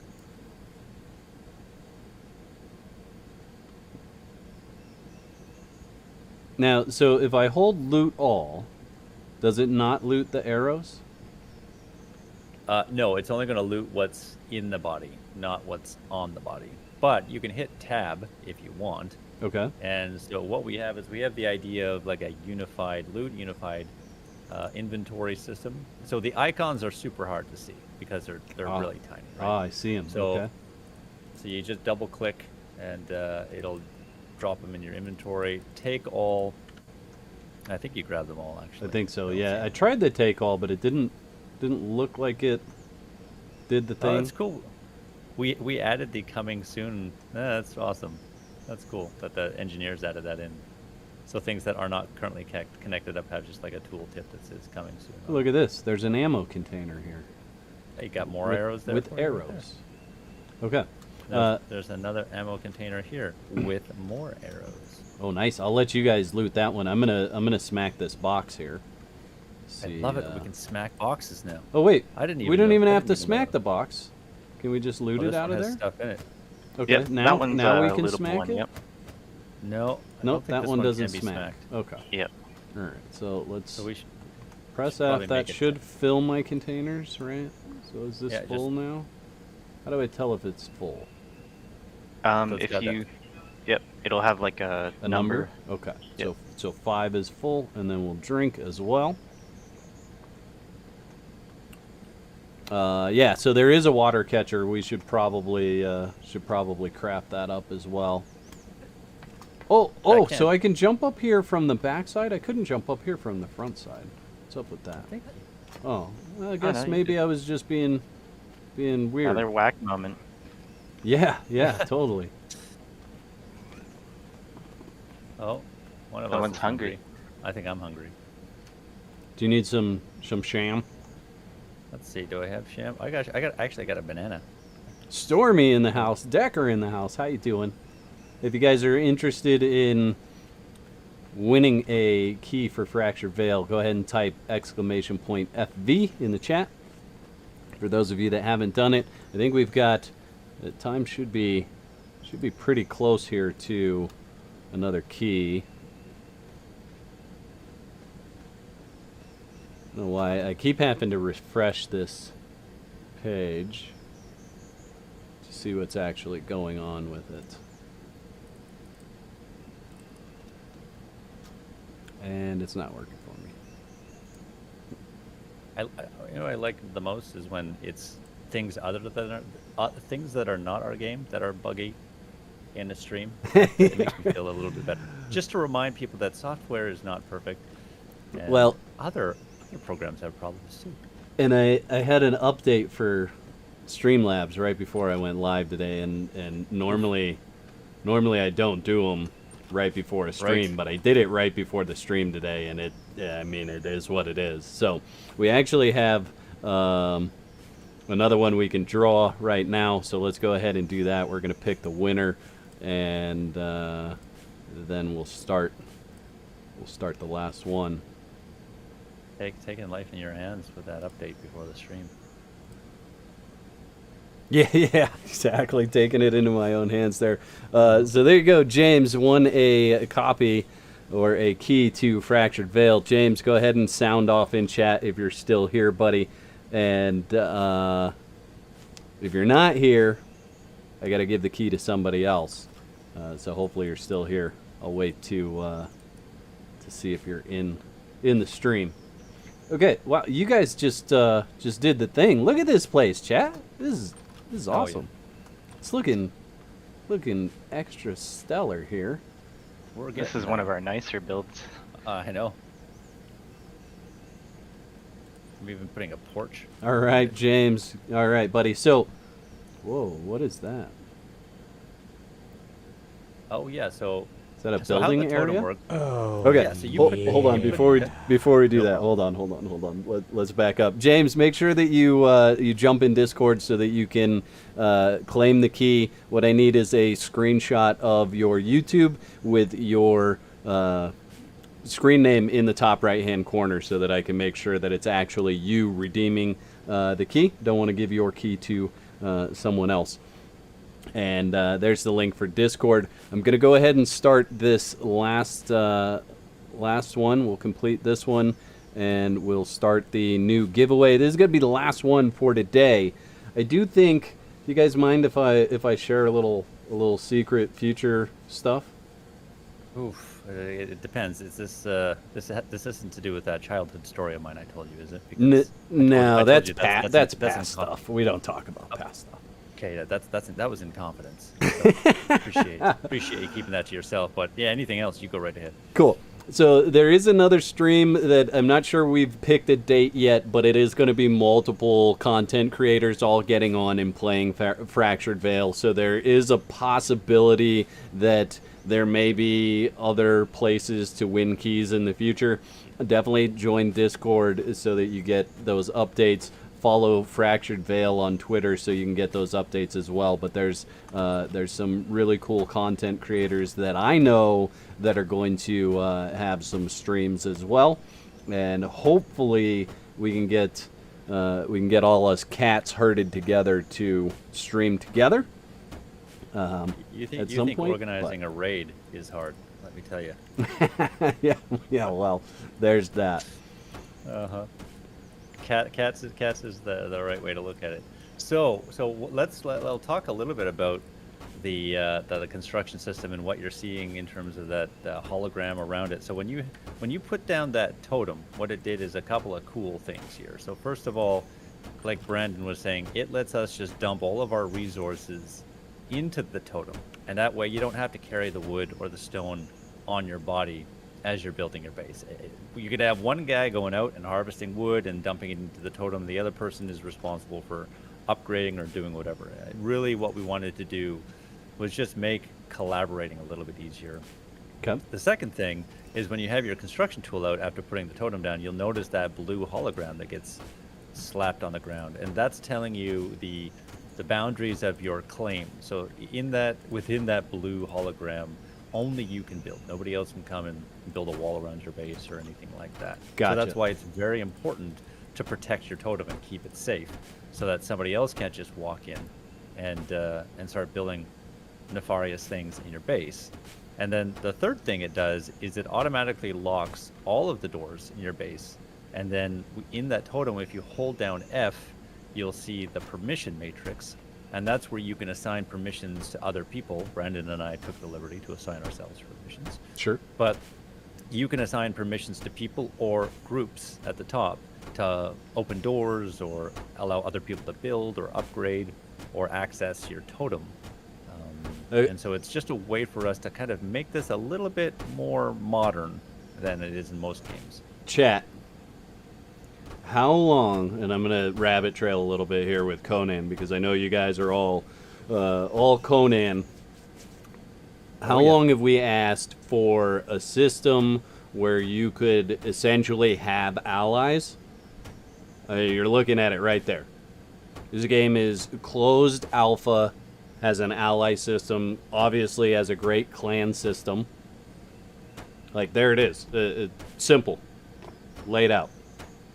Now, Yeah, whether it actually works or not, that's something totally different, right? Because we haven't tested that. But the framework is there. Time will certainly tell if it works. I can open your doors, so that part of it's working. At Sure. least. So what I'll do is we've got some. I'll just make it so Tanya can't open doors here. Tanya's not allowed to open. Oh no, I think it's because I own it, right? No, yeah, you can't take permissions away from you, but you can take them away from me, and then I'll go and try to open the door. Nah, I don't want to do that. That's- We're just gonna say that it works. Well, yeah. Well, we can go trap It- Brandon in a it- corner of the base. It works until proven wrong. Okay. I like it. Innocent until proven otherwise. Exactly. Let's look at roofs. Where are floors and So stairs? roofs are one of those pieces Miscellaneous. that we went a little bit simple for now. So roofs and floors are the same thing. So they're in the Okay. So three. so you don't have stylized No. roofing, No. is what you're saying. Okay. Not at the moment. So we've gone a little bit light in terms of like going deep for aesthetic only pieces. So when you put a flat floor on the top of your house, it functions as a roof. But Okay. we don't have the aesthetic for a specific roof because for now it was just again one of those things where we could go on forever and we had to say, okay, let's move on to making sure the system doesn't crash every 3 minutes and everything else. So let's talk about building stability. Right. Good call. Is it a thing? Most definitely. So Okay. you could play with it right now. Just try to extend. Well, you'd have to probably go up a level, but if you try to extend something far past, or maybe coming down to the patio, to extend it far past any supports, you'll see kind of when you start running into that stability problem. So not only does your base have to look good, it also has to make sense. Okay. Do you have just a number on what it is? How far you can build out? So yeah, I mean that's the end result that the player sees, but there is a calculation with how high up it is without being supported, how far out it is, and we are working on also having something where it depends on what the material is that it's made out of. So a stone support would be able to give more than a wood support, and so on and so forth. I really have to talk to our developer to figure out all, because I know there's probably 4 or 5 things at play here, but simple me only knows. I would say that's a situation where you kiss. Oh yeah, Just keep yeah, it simple, right? Don't. I wouldn't overcomplicate it with if you build in this type of material, you'll able to get 6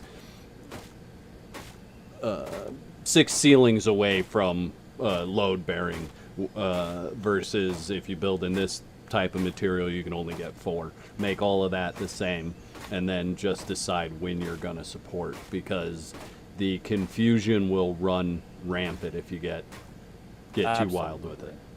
Yeah, for sure. I totally agree.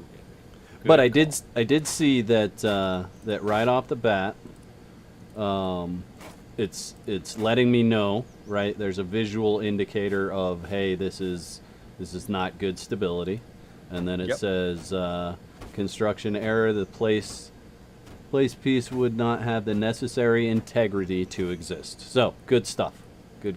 Yep. Okay, so now somebody's running around smacking stuff. What are you smacking stuff with? Is that the Yeah, upgrade? Brandon, tool? I'm using the construction tool right now. Okay. So when you place down the pieces, they're not full health. You have to repair them while you're placing them. Okay. Or after you've placed But them. what After what you place it, happens yeah. if I hit it with the upgrade tool?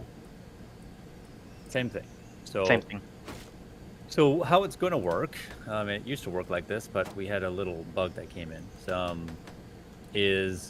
You should just be able to select the material type and then run around and left click and But that upgrade. that Just- doesn't just to make seem it like quicker. it's doing the thing. No, not right now. So that's bugged. But Okay. to make it a bit quicker, you can use the keyboard shortcuts. You can just right click one, right click one, right click one. Okay.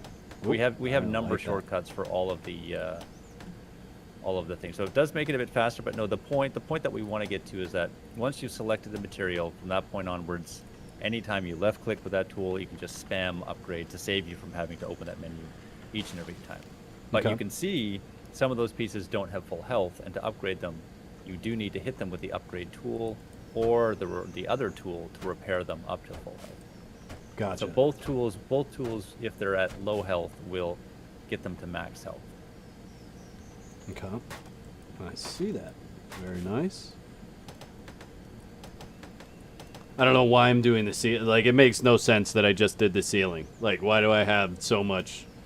Because it's beautiful. Do the walls first. Do the walls first, Whack. Then you could do the ceilings. Let's see. Bjorn asked if there is climbing. There's not. I know Decker said that that he had checked out some gameplay earlier, and it was some dudes running around in hats. And now that he sees that there's a thonged female added, that you're headed in the right direction already. So that's good stuff. Oh yeah. So that was you were watching some old footage. So before everybody looked the same. We didn't have a character customizer, but just like with this base building system, we did a poll with our role players, and we just said, like, what's important for you? And I'm not a huge role player myself, but I respect the heck out of people that do that effort. And they told me, they said, customizing, like an in-depth customizer, is super important to role play. And so we went all out and went from, we were planning on doing it eventually, but it took priority for a month, or probably 2 or 3 months. Sure. And we just went and made kind of the most in-depth character customizer we could think of, to the point that we presented it to the role players in our community, and they came back and said, oh, you got to tone this down. This is overwhelming. There's just way too many options. We don't, even as role players, we don't care about half of this stuff.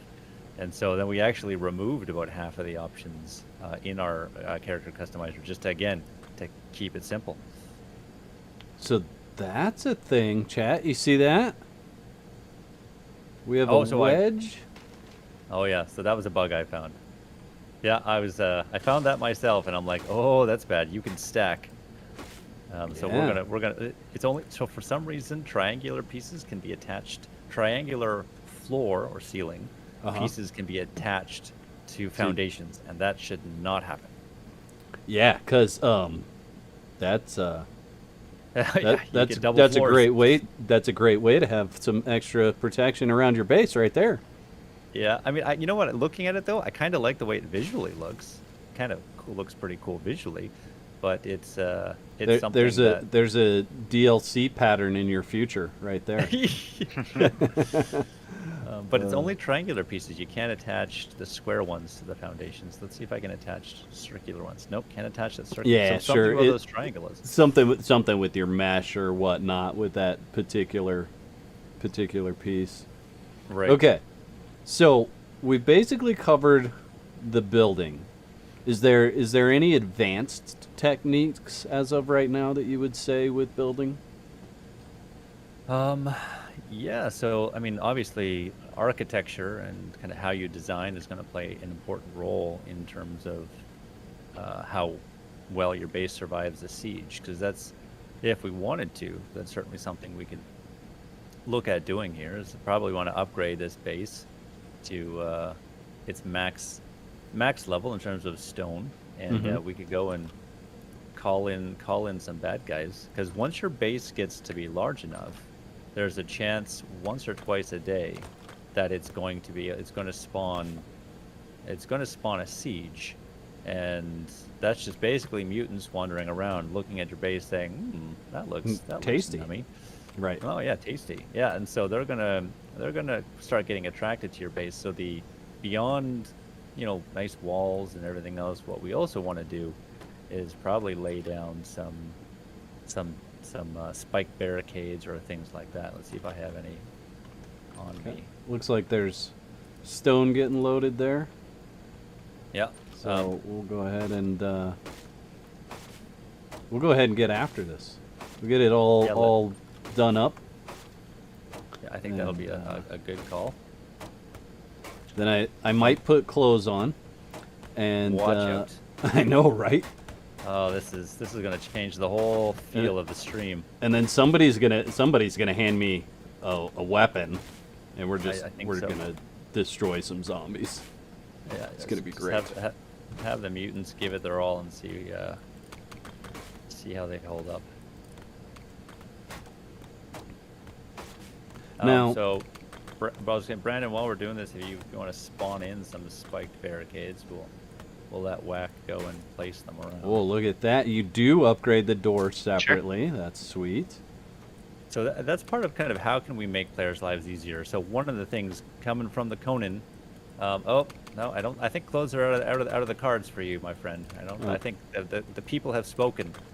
And, are they saying no clothes for Whack? Holy crap! Look at that. Yeah, this is a democracy. Hold on one sec, guys. We got 1 minute of music sponsored by Gogan. Thank you so much, Gogan. How you been, buddy? Hope you're enjoying the stream. I know you like to lurk in here, or you just got home from work, one way or another. Absolutely appreciate the $100 super chat. It says no need for clothes. Okay. Guns only, no clothes. We're gonna end up starting a whole new YouTube channel of hot female characters in their undies shooting guns, I guess. I mean, I'm down for it. I would subscribe. Yeah, you could also have hot male characters.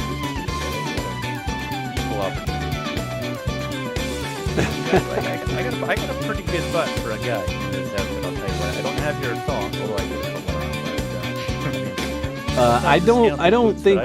I don't think my chat would be very excited about you running around in a thong. I'm not. Yeah, Well, I'm not sure. Don't knock it until you've seen it. Let me tell you. Oh, I might change. Who knows? We'll see. Change a few fair minds. enough. Fair enough. So Whack, in the corner I have in the large chest some wooden barricades for you to put down. Okay. And I'll continue upgrading the base, repairing the base. Oh wait, there's a construction bench here. We need to look at that first. Let's look at some of the things that are in here, chat, just as a general. So here's a 127 detector, and I just noticed that this has favorites. So if there's stuff that you're coming and wanting to kind of craft on a regular basis, you can stick it under favorites, and then boom. So that's a great way to kind of sort there. I like that. Oh, actually, you know what, Whack?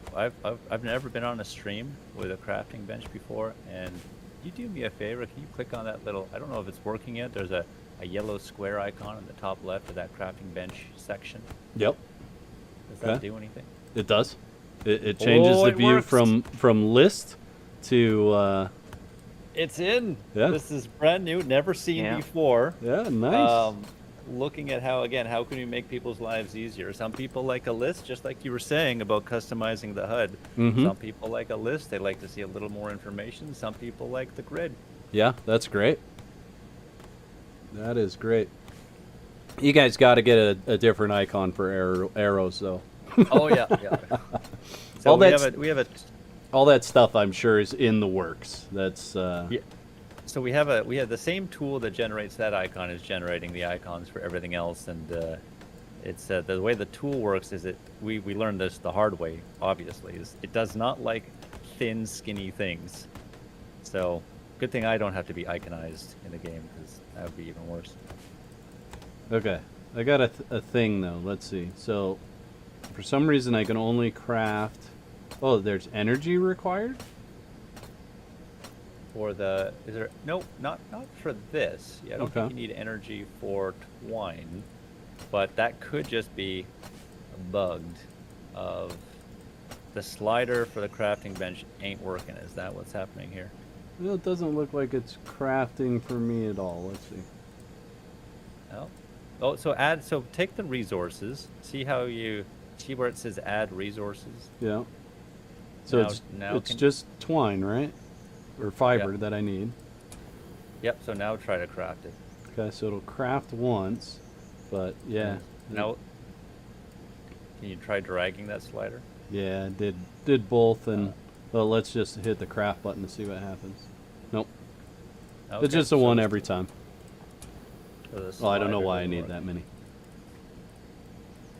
Okay, what I wanted to do is I want to build this this guy here. So what do I need? Wood and stone. So I do want to show that off. The water catcher. That's not going to be enough stone. I think there's more in here. I'm just going to steal it from everywhere I can. And will you steal it? I'll keep on spawning it. Okay, so then this. So what I need to do is put resources here. Can I right click those? Yes. Okay, sweet. And that. And then I want this and craft it.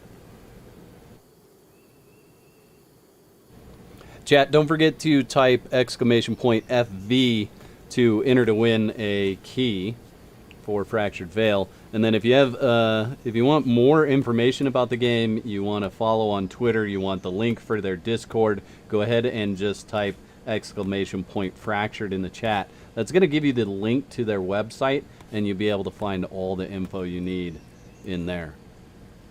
Now, let's talk about game logic. I have this water catcher, right? Right. I Can know I- where you're going with this. Can I put this water catcher inside? Don't think so. Okay. Can I put Nope. this water catcher on the top No. floor? It has to be placed on the terrain. So Okay. it just does a quick check to say, am I on terrain? Yes, no. It doesn't check if there's anything above me.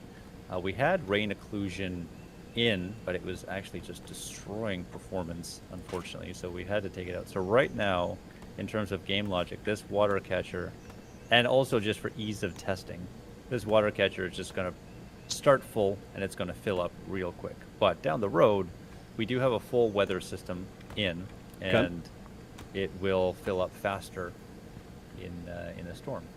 Okay.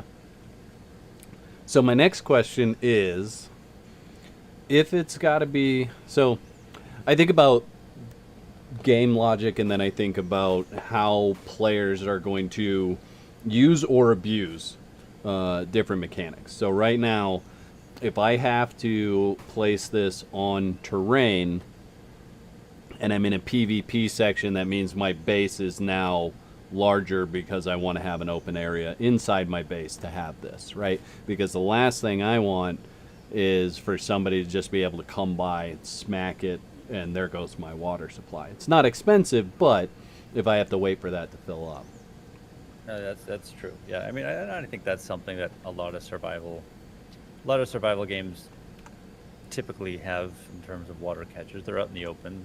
If you want, as we start building better water catchers, it's something where you might want to build a little wall around this thing. Or another example is what you could do. Like if you come over here now, again, keeping in mind that it's not going to check if there's a roof above you. But let's say we go over to this And piece you here. break a piece out. Yeah. Yeah. Okay. You should be able to place a water catcher there now. Sure. Okay. Makes sense. I don't have one, but I'm sure you do. Yeah, that's Wax I've going to never build done an atrium. Absolutely, Tasman. Absolutely. Heaven there in the house. How you doing? Good to see you. Adventure Goddess made it in. How you doing? Hope the move went well. Plasmatic asking a question about Conan. Can you craft a god token with a named priest, or does it need to be a tier 3 priest? You could do tier 3 or named. Either one. Yeah, cool. So, yeah. Okay, so this makes sense. Yep.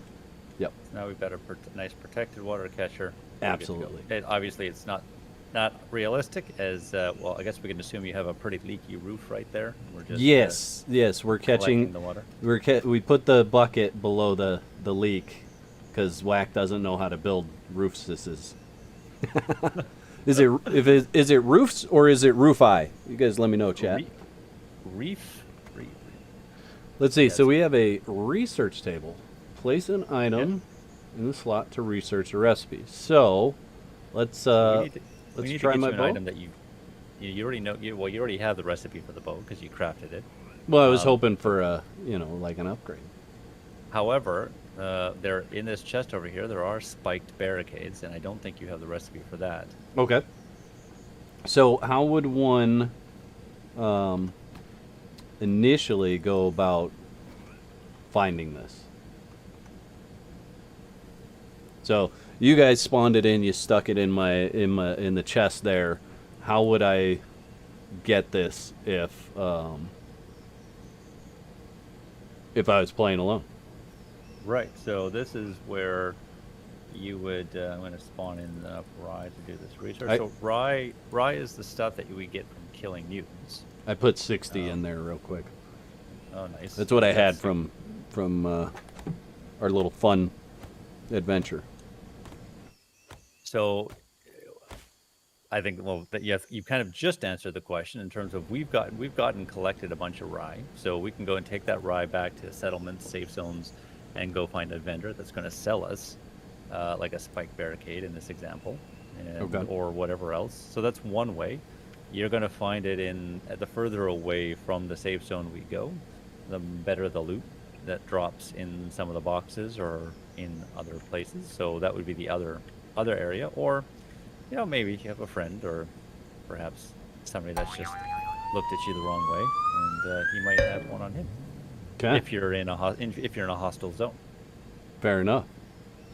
We got two things going on. One, Daniel Moore with $5 super chat says, if you play by yourself, can you get followers, or is this geared more for playing with friends when defending against surges? Yeah, so right now, it's definitely geared towards you want to make some friends in the game. A lot of what we have focused on in our design is giving players tools and systems so that they can collaborate with others easier, but also safer. So one of the things that we are looking to implement is like a temporary alliance system. So this isn't something permanent like a friends list or even like a clan. It's more something if I'm on one side of this meadow and you're on the other, and I'm like, oh, that guy looks kind of nice, I can send you kind of like a peace offering in a way. And if you accept it, then PvP damage is turned off for us for the duration of the session, or until one of us decides to cancel our truce, as a way for us just because that's the one thing about survival games. It's kind of, I don't know if you've read that series, the Three Body Problem and the Dark Forest, but the Dark Forest is kind of this theory that in a universe where anybody could be hostile, and by not shooting first, you really open up yourself to be wiped off the face of the earth. It's better just to shoot first and not risk that happening. And so what we're going to do is give players kind of that peace of mind to know that I don't have to shoot first because this person can't hurt me, and therefore I can now go up and talk to them, trade with them, play with them for a bit, get to know them as a person, and then maybe add them as a friend later. Awesome. Okay. I really like that idea. And so these are all of the things, like when people ask how are we balancing PvE and PvP, it's like 12 things, 15 things all coming together to really make it happen. It's an incredibly complex problem, and it's something that you just got to throw a ton of stuff at it to see what works. Okay. Very cool. Okay, so the other thing that's going down right now, chat, and I don't know whether you guys planned this or not after I threw my coins in there, but we ended up with 69 rye. Is it rye? Yeah. Oh, rye, that was not planned. Okay. So we definitely have to have a 69 celebration. That's going to go down right now. Well, whistle me, because Dixie. that's a thing. At this sausage party, well, actually, that avatar looks a heck of a lot like your character. I'm sure that wasn't accidental. Yeah. Okay, I see so why you were looking for the extra slider though now. yeah. So when you research whatever you research, you lose, right? That Right, goes right. away, and then the rye goes away as well. But then I am able to craft said item. Forever. So now, from this point onwards, no matter how many times you die, no matter where your character travels from server to server, you now have the ability to craft this item. Yes. Awesome. Okay. I was noticing this too. Right now, if I click on talents, it doesn't take me anywhere. I'm guessing that's something that's coming in the future. Correct. Yes. Okay. Coming soon to a Fractured Vale near you. Okay. And then I'm sure you guys are just going to add tons of activities and quests in there as you get closer to release. So that all makes sense. Yeah, we are definitely in the process of adding. I think there should be some quests in next week, and so those quests will be found at various quest givers throughout the map. So it's something where we have a couple different kinds of quests. We have what you can see there, which is our global quest. So coming back to the idea of how do we get people collaborating with one another, and one of those is allowing people to participate in something bigger than themselves. And for that, we have global quests as kind of the highest tier. So that's an entire server can work towards killing 1,000 mutants. And once they hit that goal, something gets unlocked server-wide. So it could be a veil that takes you to a unique server. It could be a hurricane. It could be a siege event that you have to defend and get great loot from. And so it's a way for players to work on something bigger than themselves with other people that they otherwise wouldn't collaborate with. And then the next one is our kind of our settlement quests. So this is, have you been doing any New World Nope. lately? Nope. So New World, this was a thing that New World did with its settlements, where you have the ability to kind of work on a settlement and upgrade. So there's going to be, just like that starter area, it's pretty empty right now, but having it so players can work together to upgrade that, add new vendors, add new shops, upgrade its defenses if it's a settlement out in the world. And then the third thing is going to be kind of individual quests that you would find at a quest giver.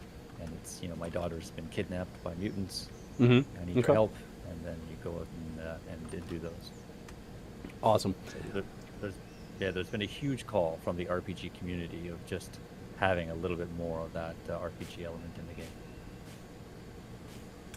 What the heck was I just going to make? I was just going to craft something. Oh, yeah. Spike barricades. No, that's not Nope. what I was going to craft. I was going to craft bad. a campfire. Ah, 'Cause yes. I got this meat that I need to get cooking.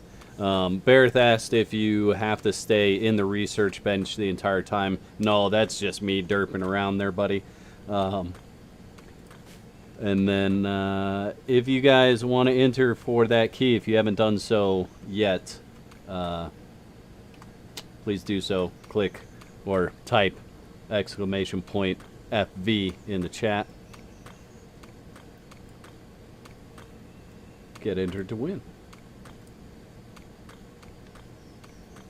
Oh yeah, I like that. Okay, so it doesn't just cook one at a time. It's actually cooking 3, it looks like. Maybe Correct. 4. Nice. Mm-hmm. And so that's something that, if you've played Rust, it's one of these things that people do anyways. They'll just grab their meat, split it into individuals, and then they'll drag 3 individual pieces of meat in a furnace or a campfire at once so they can all cook. And we just thought to ourselves, why don't we just do that for you? So Right. we're happy Yeah, to no, that's great. come up. And then, of course, larger campfires, larger furnaces will be able to support more simultaneous cooking at the same time, as well as more slots. Okay. All right, so I have filet mignon for all of us. Just A little saying. rich for my blood. put a little bacon Yeah, in I stick there. with the sham. You gonna stick with the sham? Wow. Yeah. Wow. Look at these guys. Do not trust my cooking at all. We know that that's a whack moment waiting to happen. Right Yeah, now. but not The for whack me. moment is us puking in the bushes. Yeah, exactly. Exactly. And, Okay, we're gonna. It might be less about trusting your cooking, about trusting where that meat came from. It came from that deer that I killed. I mean, so you say. I but mean- you've been killing a lot of mutants as well. Look, I see the way you look at them, well, like they're some they delicious. they look treat. like tasty piglets. Yeah. I'm starting to learn that a lot of things look like tasty piglets to you, so we're just gonna let you keep your meat to yourself. Oh goodness. Okay, let's see. How can we? Yes, chat. We're gonna do a thing here. Yeah, I think I like it. Wait, somebody in chat saying that our base looks not safe for work. What is there? Have we inadvertently built a penis base? What is Hopefully. going on? This was no accident. I see what you're talking about. Oh What? yeah, What was no accident? The somebody. Oh yeah. did I see what you somebody did here. put 2 round spheres at the end of a long cylindrical shaft? thing? Yeah, With- it looks like somebody yeah. did that. Yep, that happened. How did that happen? This looks like a build that might have been on another content creator's stream recently, and Yeah, I think it may just be kind of the going theme. With certain content creators that Sure. have audiences that have finer appreciation for biology. Architecture. That's what we Yeah, call yeah. it around here. Right. Architecture or talent, one of the two. Whoa, okay. So what am I? Oh, the door hit me in the face just now. They say don't let it hit you on the way out, but don't let it hit you on my way out, I should say. Yeah, right? Okay, so if we That's, do like that, and then... How did I do that before? Like this? I just want to see how the AI handles No, right.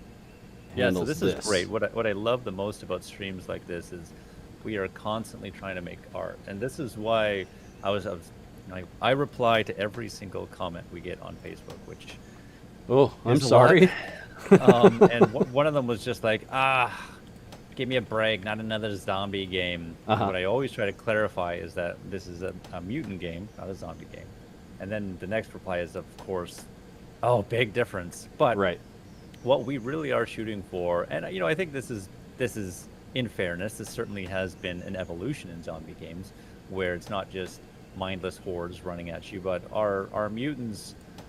We try to look at every mutant and think, what is an interesting aspect of their behavior, or in terms of the way they move, that is going to provide a challenge to the player that is a little bit more intelligent than run at straight line, try to hit you. So you've got things like the cannibals that are going to be attracted to dead bodies.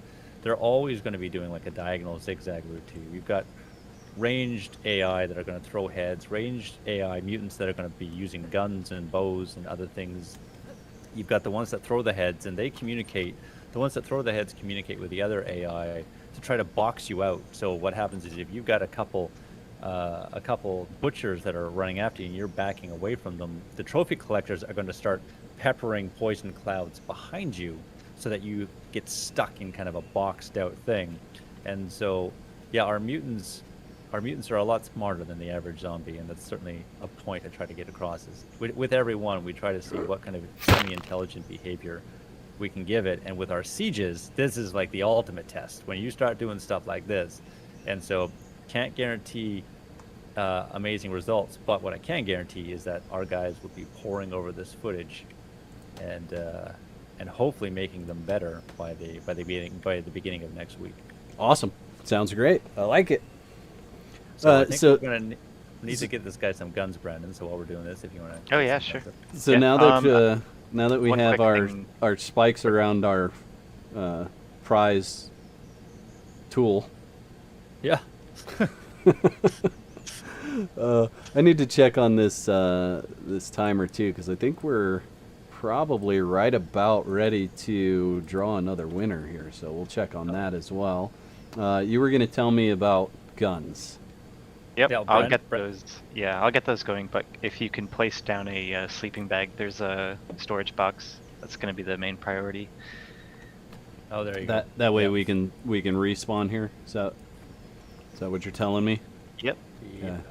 I'm gonna claim, depending on your point of view, the right one over here. Ryan, do you want to start with pistols and shotguns? Bad name. Mine. That sounds great. That sounds awesome. What would you normally start with? Probably a pistol would be main progression from a bow, right? You go bow to pistol. Or you go bow to crossbow. To Okay. pistol. But yeah, but your pistol is for a siege. You're a siege for a base. So the siege, the difficulty of the siege is going to scale based on the material, as well as the size of the base. Right. So for us, we're gonna attract some friends, and we want to make sure that bows probably wouldn't cut it. So we'll start with pistols at least. Okay. Oh, we got some great questions here in chat. Sorry, I've been missing these, but automated weapons. Yep. So we're kind of on a coconut themed kick right now. We love ourselves some coconuts. So our first probably automated turret kind of thing is going to be a repurposed baseball thrower that throws coconuts Beautiful. at mutants, and then other automated things from there, as well as, I mean, I really do like the idea of hiring NPCs and having things that are a little, kind of like thralls guarding your base. I think Conan really does something unique with the whole thrall system. I'm not saying that you're going to be able to tame and capture and enslave every enemy on the map, but it might be something where you can hire them from some settlements and safe zones. Talking about the totem, so the totem itself can actually be upgraded, and we go from levels 1 through 5. Thank you, Fernando, for answering the questions. So as you upgrade your totems, which, let's see what is required for this one. This one requires an upgrade of a bunch of wood and some energy. And as you upgrade your totems, you start getting more slots for it to carry resources, but you also start being able to unlock sieges and shields. So at level 2 totem, we could actually trigger our own siege. I can do it because we're admins. So you can force it, is what you're saying. Yeah. Okay. Yeah, absolutely. And that was actually, we had some of our content creators kind of demand that, because as far as building a base, it's all great and fun, but if you know that your base is going to be tested in battle after you're done building, it gives a lot more purpose. And so that got put in. And there's also totem shields. And so how shields work is the higher level of your totem, the further out they extend, and they turn on when you're offline, so that your base becomes far, far more powerful and hard to take out if you're not around. Oh, I hear gunshots. Someone's testing his new toy. Yeah, have to, right? I agree. Just trying to get a feel for it, Probably gonna die though, I mean, that's just what I do. Did you put down a sleeping bag? I did. Okay, perfect. So Brandon put down a lot of ammo, which is good. So there's a shotgun and a pistol as well. I got the pistol. I didn't see a shotgun in there, unless it looks like a... Looks like a large, long, metal, hard object. Whoa! Oh, I thought you were talking about our base for a second. Oh, that's a hard stone object. Whack moment incoming. Yeah, no doubt. No doubt. Hard wood. Our base is just a big hard wood object. Yes. But the shotgun is different. Okay. I thought I saw a flare gun in there too. That's what I was. Oh, yeah. What I was going to say. Okay. Now, do So they? the flare gun is used to do what flare guns do, but it also is a way for you to attract mutants. So if you want to kind of distract mutants, it's a great way. If hold on, if you stay there, well, a little bit further away from the base, let me show it to you in action. Because one of the big reasons that we put it in is, let's do this. Oh, it's nighttime. It's nighttime. So you're sitting out with your buddies. You haven't made a team yet, and you're like, hey, where are you? And so, and so the easiest thing that we thought of is just to. Brandon, do you have a flare gun? You want to shoot one off? I grabbed shotgun ammo because our shotgun ammo looks exactly like our flare ammo. I'm looking at the house. Is that where I should be looking? Yeah. Okay. Oh, there we go. Look at that. That is cool. Hey, now, don't start a grass fire. What happens if I run on it? You lit my twerk spot. Yeah. Chat, are you ready to find out who wins this key? Okay. Enough goofing off there. I mean, goofing off is fun, but. Ooh, look, see, my character can't even handle that. Okay, there we go. Oh, you're taking some damage. Did I take some damage? Just a little bit? So, yeah. So, yeah, we have shotguns in here, in this chest. And a lot of shotgun ammo, as well as, I'll put the flare gun back, so. No, that's all right. That's all right. Flare guns can also be used to light people on fire, so that's kind of fun. Oh, beautiful. Players, Shotgun. enemies, bodies. Put the shotgun there. And this is shotgun ammo. Put some of that. in the great backpack. There we go. And then... Cool. All right. I think I'm ready to kill some zombies. Let's go. Or some mutants. Sorry. Not Mutants. zombies. Mutants. Let's see. Let's, so we probably want to get a good spot up on the roof. Okay. And actually, let me draw a winner here. Let's announce the winner with a horn. Okay, it's coming. It's coming in chat right now.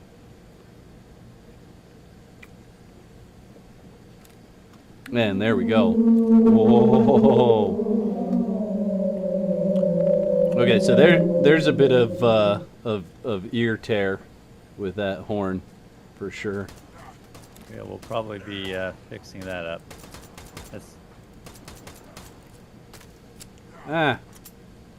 Those guys way out there. So let's see how these guys are doing with our. How are they handling my weirdness down there? I'm getting They're definitely getting smoked stuck out. on it. Those guys can throw those things, man. They got Yeah. some pretty solid aim. Well, they're all hand-picked left fielders Yeah, jeez. from before the apocalypse. Okay.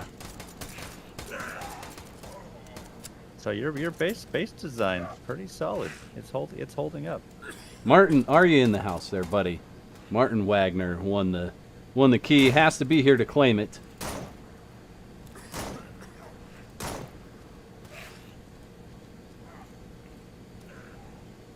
So what we're doing is we're basically fighting waves here. So we want to take out the mutants from the waves, and we have a timer. we have a timer between the waves. Okay. And or what happens is the new wave will kind of kick off once these mutants have been killed. But if we don't kill these mutants, we're just gonna get Overwhelmed. waves on waves. So is that the next wave sound? Yep, that's Oof. exactly what it is. Oof, it's loud. It's loud. Okay, we I'm gonna come down there and be outside with you. Yeah, I'm Let's- trying to distract them because they are coming in, breaking down some walls. Ooh. Okay, so I can't stand. Oh no, I'm poisoned bad. How am I poisoned? That's the green poison clouds. Wow, it's bad. Oh yeah. Oh yeah. So if you found any syringes, they will help with that. But we definitely want to focus on those throwers. That's a big priority because those I throwers had are also the syringes ones. somewhere. There you go. Oh god. I'm Had gonna them. run out of stamina. Don't think I have them anymore. Not sure. So they definitely they're not making it into the base just yet. Nope, they're knocking down. They took down a wall. I can see that. Oh, did they? Yeah, and I'm slowly running out of health. Oh, I'm bleeding. Where did those I'm syringes dehydrated. go, chat? Did I lose them? We Oh might no, have lost they're in my inventory here, or in my hotbar. Oh yeah. There we go. We got the antibiotic shot. For some reason, I'm super slow though now. Am I like over encumbered with all the, or is That's my a health great just so question. bad? Oh yeah, your health is pretty low. Oh, so when you Let's get get low healed like that, up. yeah, There I we gotta go. Come back in. Oh god. Oh. Did you have a whack moment? Oh, big whack one. I'm unconscious, climbing to the door. I'm knocking on the door, desperate. Where? Where are you at? Oh, there you are. Okay. Oh, So that's another wave coming then. What level surge? Is it surge? oh yeah. What level are we? What level is this? Definitely level 3. So wait, this is our max level. Okay. Ooh, what hit me? Something hit me. Oh, it's that screamer. Where's the screamer? Oh, there's a. Oh, she probably came in. She probably came in from. She's just a tourist here. She doesn't actually spawn with the sieges, so she probably just saw the action. Oh, nice. I'm gonna need to get myself a shotgun too. Okay, what do we still have? Just you? You go away. Okay, alright. So, let's look at some loot. We can just loot all these guys. Oh yeah. Oh yeah. Now, is there And this is anything... one of the best ways to get the currency as well. Is there anything to tell you that it's over? Other than the fact that they just don't continue to show up. Yeah. So while the siege was going on, you might have noticed the smoke plumes around the base. There was red smoke plumes. No. I was No, too focused no. on killing. Yeah, so that's going to tell you where they're spawning from, and when Okay. when it's red, it means that the mutants are coming. When it's gray, it means you're in between a wave or the siege is about to come to an end. Okay. Gotcha. Not bad. Only one of us died. But yeah, it had a whack moment. It's all Oh good. yeah. Mm-hmm. My whack moment is on the door, on the stairs leading up. So I think overall, this is an effective base design. They only got through one of the barricades, so well done. So now here's a question for you. There's two bodies side by side here, right? If I light one on fire, does the fire spread, or do I need to be particular about lighting them both? So we're actually looking at making that a stretch goal for the upcoming Kickstarter. Of Okay. not only would it spread, but you should be able to drag bodies together and make a giant pyre of them. And whether you light them on fire is one thing, or perhaps you can use a giant pile of bodies to attract or deter other mutants from coming. That sounds Just adding- amazing. Yeah. Or other things like nailing heads to the walls to keep sieges off.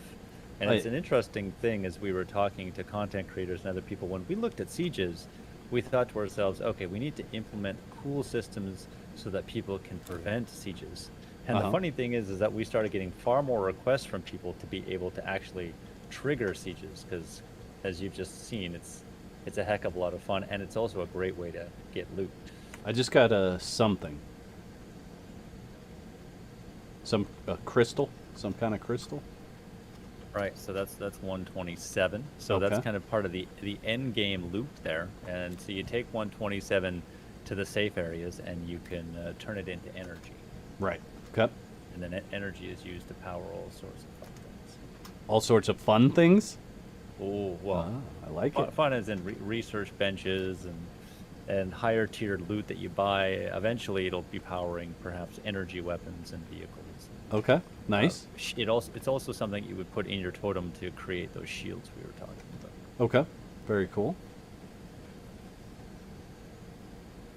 Let's see, what do we have going on here? All right, so Martin, I do see you're here, so very good. And I'll grab everybody that won on Discord shortly after the stream ends here.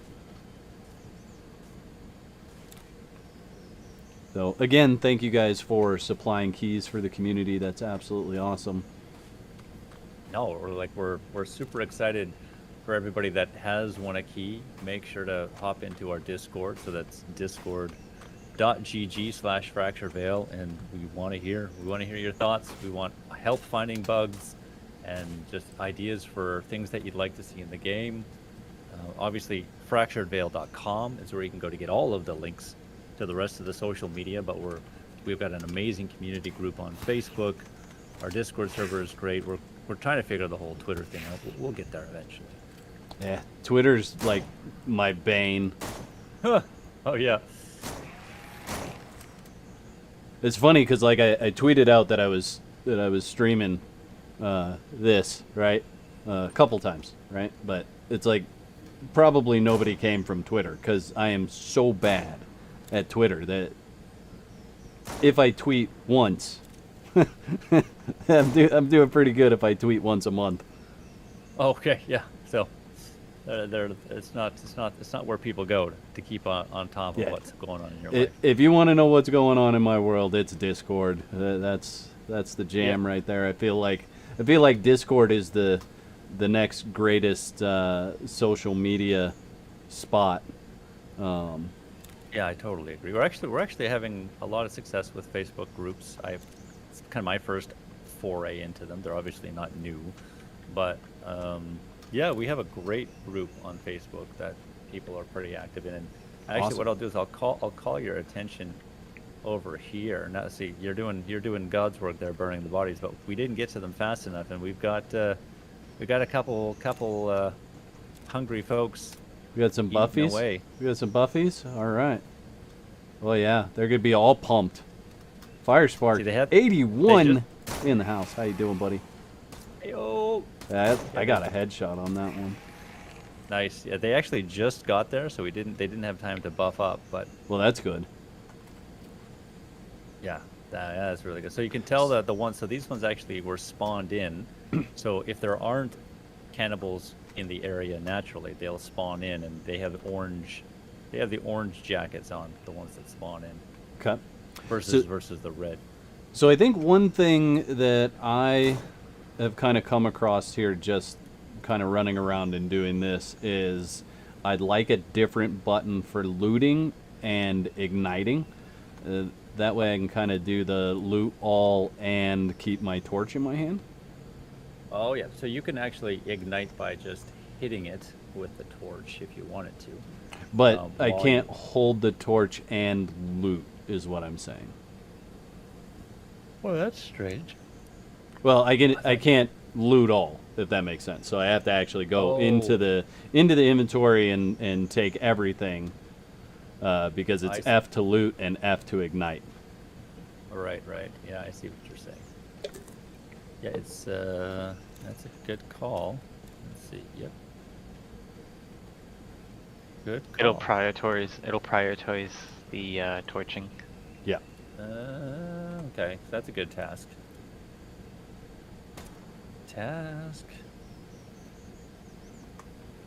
If we should make this Reddit. Yeah, of course I'm a half-naked woman, Spark. What do you expect?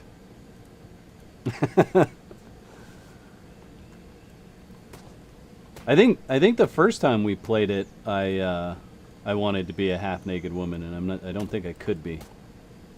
I mean, why do you think we implemented this? Because it was all me. I know. Yeah, You guys I were mean- like, oh, we got to get whack a half-naked lady. Well, it was mainly like this guy is calling us at like 2 o'clock in the morning. Well, yeah. Just drunkenly babbling on about wanting to be a naked woman. And Look- finally, I just said, Look, "Oh, it's enough is enough." it's not my Yeah. fault that 2 o'clock in the morning is when I think of these things. No, but could you wait until 8:30 before you call me with those ideas? I could, but it wouldn't have the same effect, right? You're right. You're right. Okay, so we've seen a siege. We're at about 2 hours 26 minutes, so we're over. But I do want to do a dungeon because you guys mentioned Right. dungeons, and in all the streams that I've been in, I haven't seen them. Oh my god. I haven't seen one yet. So what I I'm- definitely want to see one. So Brandon's going to take you there. I actually have to head off right now, but Brandon is going to make sure you are kitted out. Brandon, Oh, yeah. shotguns and Uzis might be a good call for the Mhm. dungeon, and lots and lots of med kits. What I would also recommend, I mean, we're pretty close, but you might want to just grab a couple sleeping bags and slap them down on the ground outside, or as close as you can get to the dungeon. Hmm. Because Yeah, I'll get 'em set up and kitted. We just coincidentally happen to be working our way towards that dungeon. Very nice. Love it when that happens. I mean, I know. who would have thought? Who would have thunk it that somebody had a plan ahead of time? Uh-huh. Hey, I guess I know why I'm over encumbered a little bit, as I've been carrying around 1,000 sticks. Oh, that'll do it. That's good stuff. Along with everything else. Yeah, all those sham containers too. Well, I know. I really should stop pack ratting, right? Is that what you're saying? Right. That's exactly what I'm saying. So one of the things that I'll show you just before I go, right now, what you're doing is you're taking in years of survival game experience and interacting with inventory and resource management the way that every game forces you to do it. But if I go right over here and I just hit tab. In the bottom corner, you see we have our unified loot section there. And Okay. you'll see we've got icons for the bag, which is the ground, and then 3 chests. So Okay. I can just click on those icons. When they're yellow, it means they're active, as kind of imagine them like a filter. When they're white, that means they're inactive. So I can actually see the contents of all chests while in this section. And then if I wanted to, one of the things I can do from my inventory is I can, let's see if this works. Yeah, so you can hit the match all button. And so if you have wood in any of these chests, or maybe it's just the first chest, and you hit match all, it's going to take all of the wood from your inventory, move it into a chest. What you can also do is you can move the contents of one chest to the other simply by dragging the icon of the chest over to one of the other icons, assuming it has space. Okay, So I can- So if I did this to, oh wow, what chat? Oh my gosh. And then, of course, in your inventory, you've got stack and sort. We're going to be doing the same thing. And we are going to clean up this loot section so there's not a bunch of empty spaces between each chest. But you can see the boxes are colored for whichever chest they are. You can right-click on the icons of the chest to select an icon to kind of tell you what's in that chest. But it's one of these things where what we don't want people having to do is open chest, grab thing, close chest, open chest, grab thing, close chest, and it's just like that's if you're running Open chest, look at what's inside, figure out if Right. that's the chest that you need to be in. Oh, that's not the chest I need to be in. Wait, did I look in this chest to see if it's what I needed? Right? I've got 40 chests open. Yeah, that was my life in Valheim for a week. As you're playing with 5 people, one of those people is basically has a full-time job of organizing everybody else's crap. So what we wanted to do is just make it a lot easier and a lot less time consuming and a lot less open close. You just, as long as you're within proximity, you can do all of that resource management from one spot. Okay. Very cool. Love it. I'm just going to stand over here and have my bananas. Bananas. Phil, before I go, I'll Yes. let you and Brandon do your thing. I'm just going to go through chat, see if there's any questions in here. Absolutely. Hey, chat, if you have questions, go ahead and throw them in there now. We'll make Ryan stay until the end. I know he's got places to be, but you'll see how important the community is to Ryan right now if you just start putting questions in there. So does stuff spoil? So not right now, but so Cryofall is actually a little game that we took a lot of inspiration out of. It it was a decent success, but they did a lot of interesting things just with resource management and inventory management. And what I do like about having stuff that spoils is as far as we're concerned, it helps us clean up the server. So it just cleans up our database by getting rid of stuff, but also it starts introducing a whole different progression tree for refrigeration and storage and salting things and curing meats. So I found that really exciting. So things will probably spoil down the road, and to prevent that from happening, you'll have to have a fridge or you'll have to be able to preserve. Sure. A lot of comments about our penis-shaped base. Yep. Yep. I mean, it's not Our entirely. You're saying you weren't helping with all of the spiked things out front. It kind of looks like that base might have expelled something out of its tip. We call this base the penetrator Oh, yeah. for a reason. And a good reason. Great reason. So Bareth asked, is there a solo mode? So this is a survival MMO. So just like there are no solo modes in New World or other games like that, there's no solo mode in this. However, the world is 64 square kilometers, potentially getting larger, which means that there are plenty of corners to hide and go and find your little piece in. And the server will be segmented up into kind of your high sec and your low sec areas. So if you do want kind of a place where the NPC guards are going to keep you safe from other players and whatnot, then I don't think you're going to have any trouble finding that. Looking forward to some awesome builds. Yeah, we took a lot of inspiration there from Rust. Like Rust was our starting point when it comes to our base building, and Rust really allows you to explore a lot of creative design ideas and just making that that's as easy as we can. So you're spending less time managing your resources, less time crafting walls and placing walls, and just more time exploring builds. Oh, look at that screenshot, chat. That is epic right there, buddy. Oh man, so I'm gonna take a screenshot of that myself, because you just be finding all of the bugs. Oh for wow. us. So that's me having the free cam look. Oh right, so Yeah. the free so if you can use the free cam to rotate, does that fix it? If you rotate the other way with the free cam? Nope. Rotate it all the other way. If you let go of the free cam, does it still get yucky? Oh, there it goes. That's There it interesting. goes. Let's see. Does it do it again? It looks like maybe I just moved in the right way to have my arm coming out of my chest. So now you can't even reproduce it again. Another I whack moment. probably could.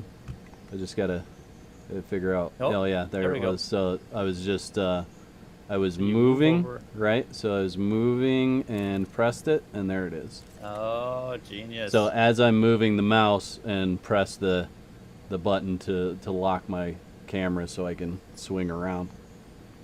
Right, so I'm gonna So. I can just clip this. Yes, clip and clip. One of the things that as a content creator I always look for is a good vanity cam too. That way I can get different screenshots as well. So if that's a thing that you guys want to look at. So we actually, oh wow, we have some friends. This is not a siege. I don't know where these guys came from, if I'm honest. Oh, we have some friendlies outside? Yeah. Oh no, sorry, Hmm? my bad. I'm bad. I was rewinding the stream. Oh. Okay, cool.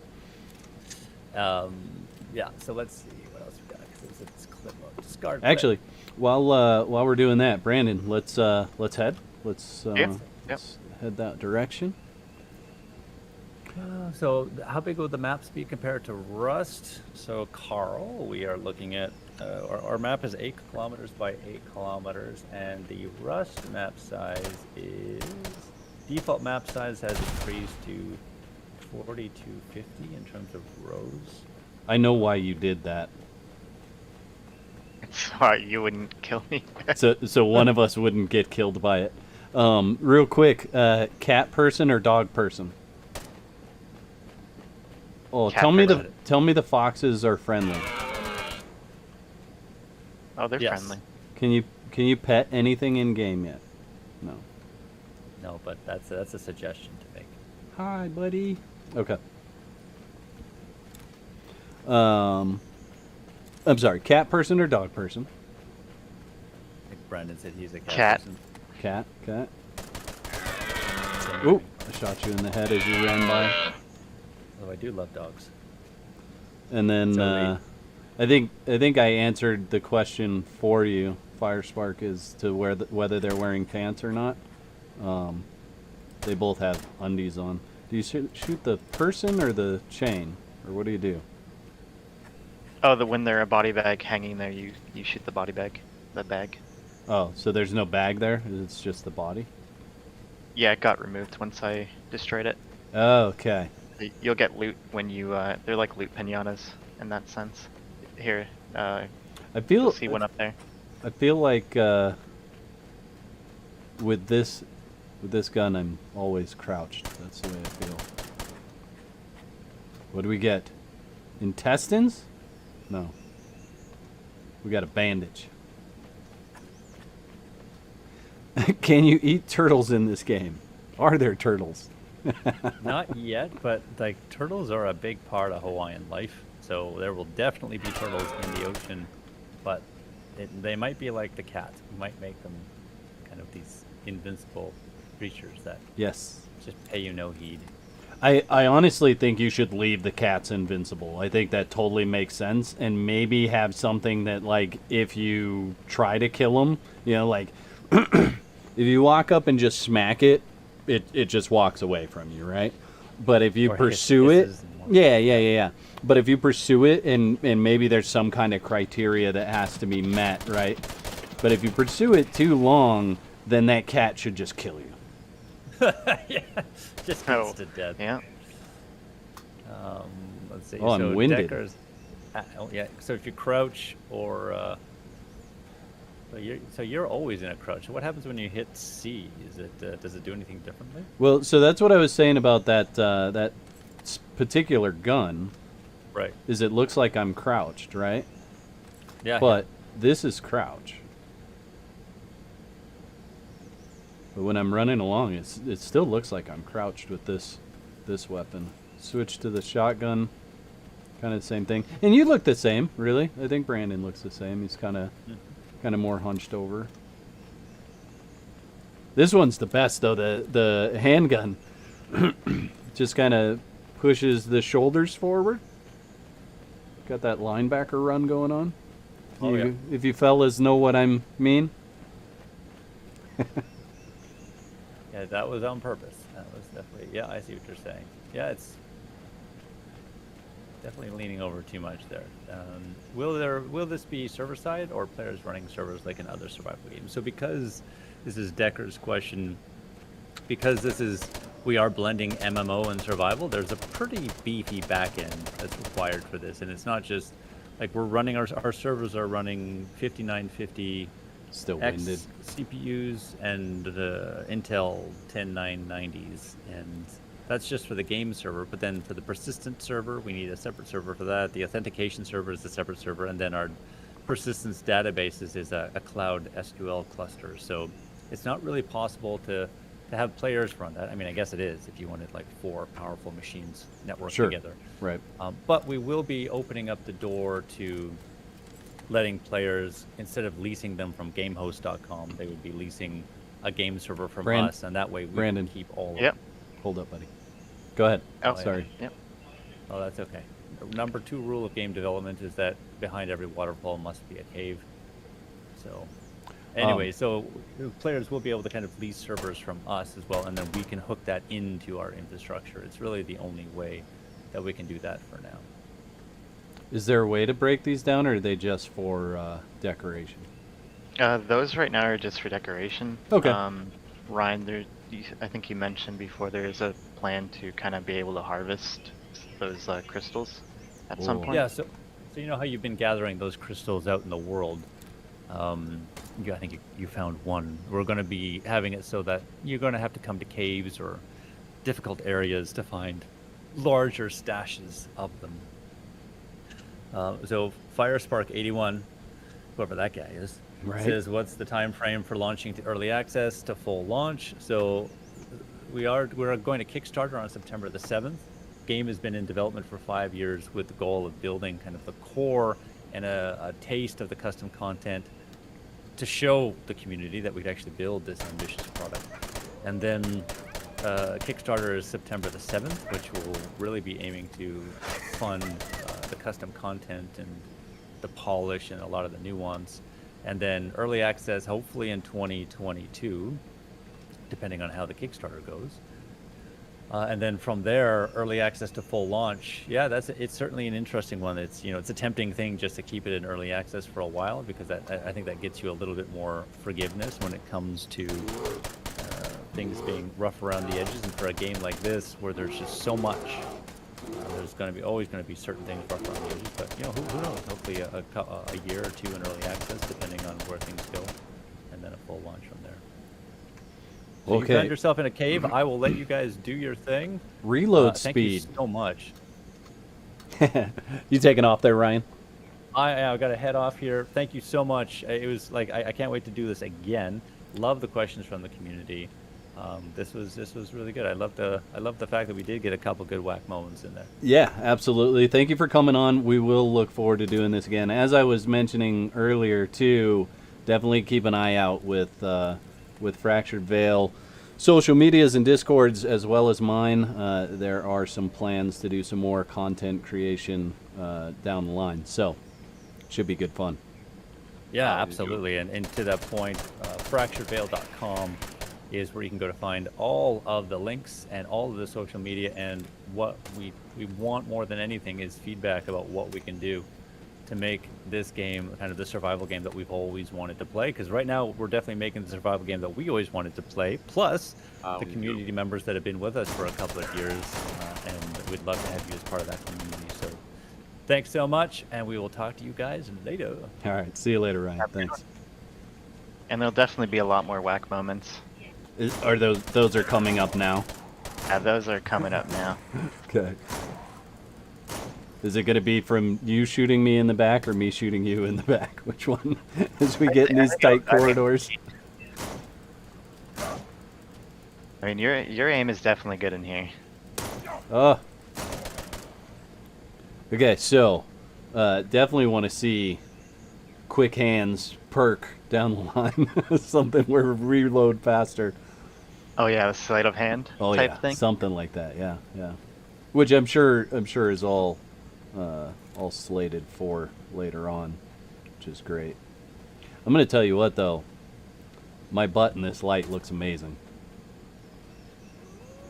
High fidelity, right there.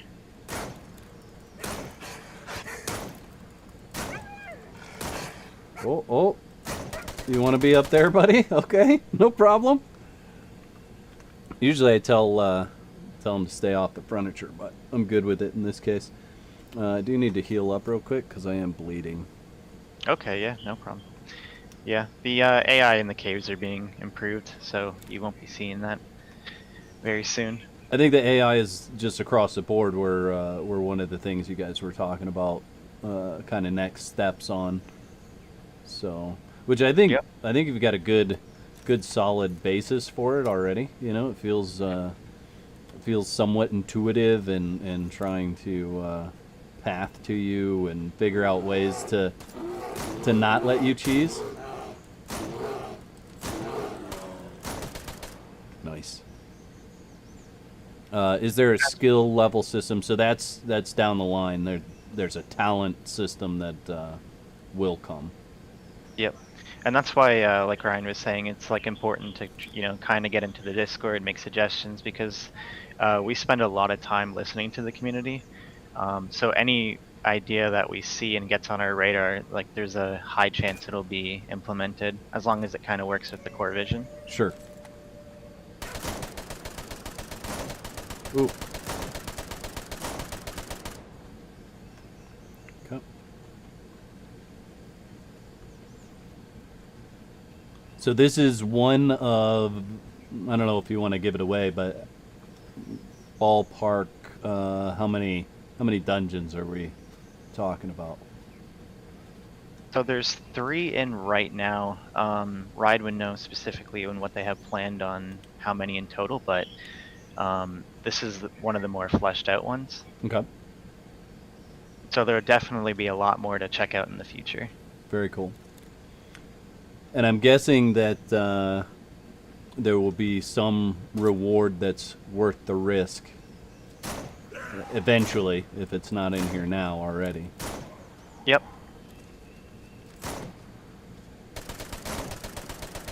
That'll definitely be coming. Very cool. I suppose there's reward in the loot, right? Grab the Yeah, coins. like dungeons in general too are going to be something where not only are you getting the currency, but you're also able to get gun parts, weapons, other stuff like that. Very nice. Bareth, I am on keyboard and mouse currently. I think you guys said you have partial controller support in the back end, but not in the front end yet. Yep, correct. Like you could plug one in, but you'd have issues once getting to the inventory. Gotcha. But it is on their list, Bareth. Oh yeah, yep.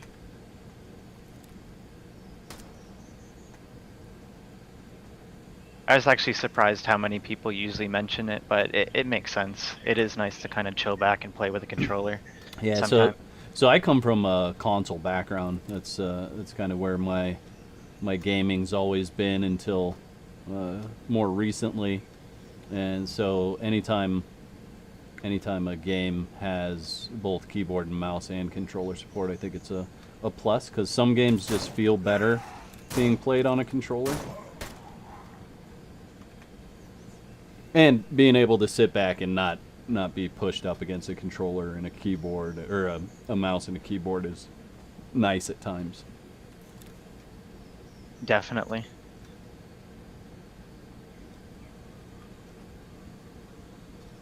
All right. Ooh, this So is pretty. Yeah, we gotta be a little bit careful in this room, though. Oh, look at that. There's a grandpa. That's the main boss of this little area, so... Yeah, we're gonna grandpa. make sure- Grandpappy. The good old Big Bob. I just call him grandpa. Could be your Okay. grandpa. Could be a monkey's uncle. Oh, you shooting grandpa already? Okay. Just to get his attention. He's gonna rally the other people around him. Well, that's fun.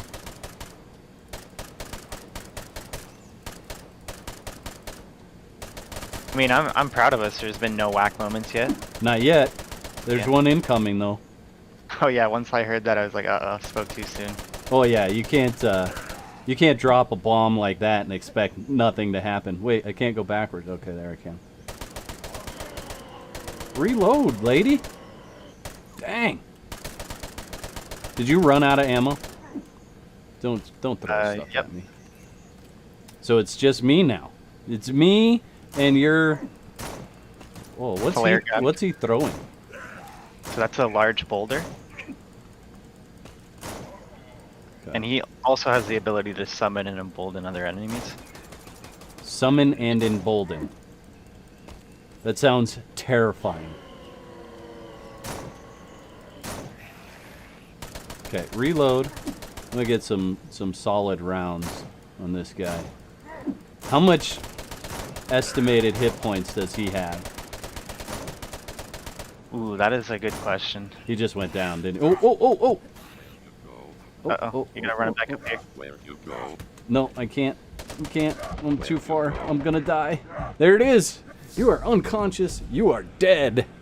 Wah, wah, wah, Ah, wah. so close. There's that whack moment. We had to have one, right? And you know what I Yeah. did? I left the sleeping bag Where that to I was go? supposed to put down in Oh, my no. inventory. Okay.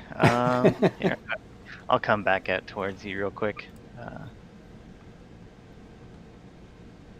I think I made the mistake of saying, "Oh yeah, no, we're doing pretty well." Oh yeah, see, this is what happens when you start to show off and Some confidence is going. way too confident, way too confident. All right, let's see. So when so I had brought up clothes, right? Oh yep. And then Ryan said no clothes. Do you guys have clothes for both characters, both models? Yeah, we do. Just give me one. I'm gonna just die here, and I'll meet you No, at the door. that's okay. I'm running that way. I'll get there. You're good. Maybe some armor, like an armored thong. I mean, it's pretty good armor. Solid. So armor is something that's going to be implemented further. There is a I think it's a ballistic helmet and some other thing, but right now it's just not craftable. Sure. But there's other plans in the future. But the clothing, definitely. There's a vendor in the ThorCon I'm going to take you to. Okay. Am I supposed? I should be coming back to the dungeon, right? To like go through it, or no? No, you can suicide and meet me in the main room. Let's see. How do I suicide? Tab. Yeah. How do I suicide? So tab, look under your name. There should be a big suicide button. Oh, sad. Okay. Default spawn location. Epic armor spawn. Yes, yes, yes. So, chat, what do you think of the game so far? What you've seen me play, at least.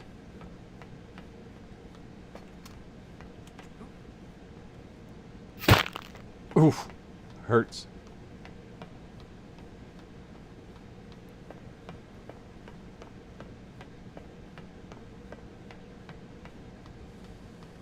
Alright, here I am. Yep. Give me 1 second. Let me spawn in some for you, and you can check it out. Bear says it looks super nice. Okay, very cool. I mean, it's run super smooth. I haven't had any issues where I feel like things are amiss or odd or anything like that. It's been super fun. Okay, let's see. Here's some currency. Yeah, it's, I mean, definitely there's been a lot of push on making sure everything looks good and polished and optimized. And like Ryan said earlier, is like anytime we go through any streams, we'll take a quick look at stuff and see what we can improve to make better for the experience. But you're definitely right. The foundation of the game is just really solid, a lot more like than I expected originally. As Ryan said earlier, I didn't come on from the beginning. So when I first got introduced to the game, I was really surprised how stable and performant everything was. And it's usually something you don't really see for early access alphas. Mm-hmm. Okay, This- let's see. We need a skirt. We need glasses, because, I mean, why not? This. Socks? No. Yes. Are socks in now, or are they out? Can you have socks in? Let's see how this works.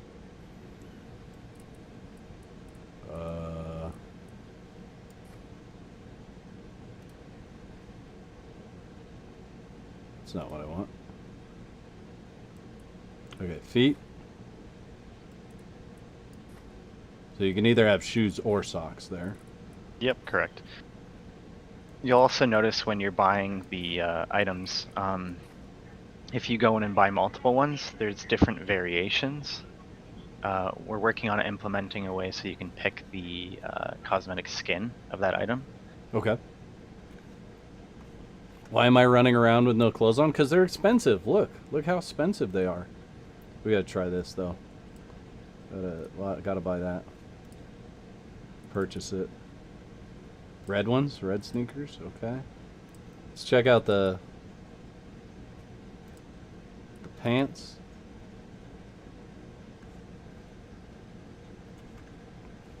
There's also a bunch of weapons here too. Might have to check those Yep. out in a sec.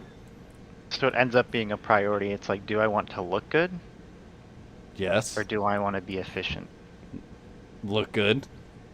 Definitely. Look good and be efficient. Let's see. And you've probably already noticed with your character, once you go into... Yeah. So that's the bug, but... Could you set it to daylight?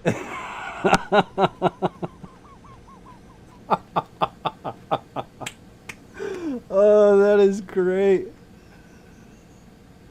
So that definitely wasn't put in as being intended, it just kind of happened. Sure. And is that with all of the stuff right now? Oh no, those no, work just- fine. Yeah, just these shorts there. And it's only for the female character. Well, it sounds more like a feature than a bug. It's a feature. You might have to go into the suggestions channel for that one. Oh no. Oh no. Oh, that's so good. She got too much booty. Yeah, no doubt. No doubt. All right, we're gonna look at some of the wares here too. Oh, so for some of this, you have to have energy to Yep, buy. correct, yep. Okay. But so like here is where I would learn, like I could take this concrete barrier and Can I purchase them? Where'd they go? They didn't go in my inventory? Oh, no, they are. They're in my Hotbar, yep. hotbar. Okay. So then I could go and research those, right? Yep, correct. So So it'll they're- be something where, like Ryan was saying, when you're going through the world, the currency you get off monsters, you can also get it from looting, dungeons. Okay. I've always found the best thing to be kind of sieges, but that's kind of like a little bit after you've gotten started. Sure. I mean, you're gonna have. The thing is, like, we fast tracked, right? Like, we had all the ammo that we needed, all the weapons that we needed, and we couldn't have done that in the amount of time we've been on playing, right? Like, Oh, yeah, that's for not sure. It's definitely not a 2-hour loop. Yep. The building loop is a lot quicker. It's just when it comes to the weapons itself, that's something where it's going to be traveling between different safe zones and meeting up with vendors and making sure you're learning the proper items for Right. the research bench. And it's definitely going to be a lot slower than what we did, but we obviously sped up the experience for that. Makes sense. So what does this do? So right here you have the 127 converter, and that's where you end up getting the energy that we were mentioning earlier. I'm gonna Okay. drop you some. I currency picked some as well. up. I'm running it right now. But I Okay, don't- perfect. I don't know, where's the energy going? Is it just... So if you hit tab, you'll go to Okay. your top left and then highlight the Oh, okay. like, So it lightning just bolt icon. it just goes right in my inventory. Yep, correct. Now, could I essentially put my 127 in there and just run away and do other things, and it's just gonna automatically go in there, or could somebody else come and take my 127 out of there? No, this is personally owned. Okay. Like this is just for you. Sure, got it. You can run away, and it will continue. Mm-hmm. That may change in the future, but currently, as it is right now, you can run away and just go on your merry way while doing other stuff. Very cool. I like it.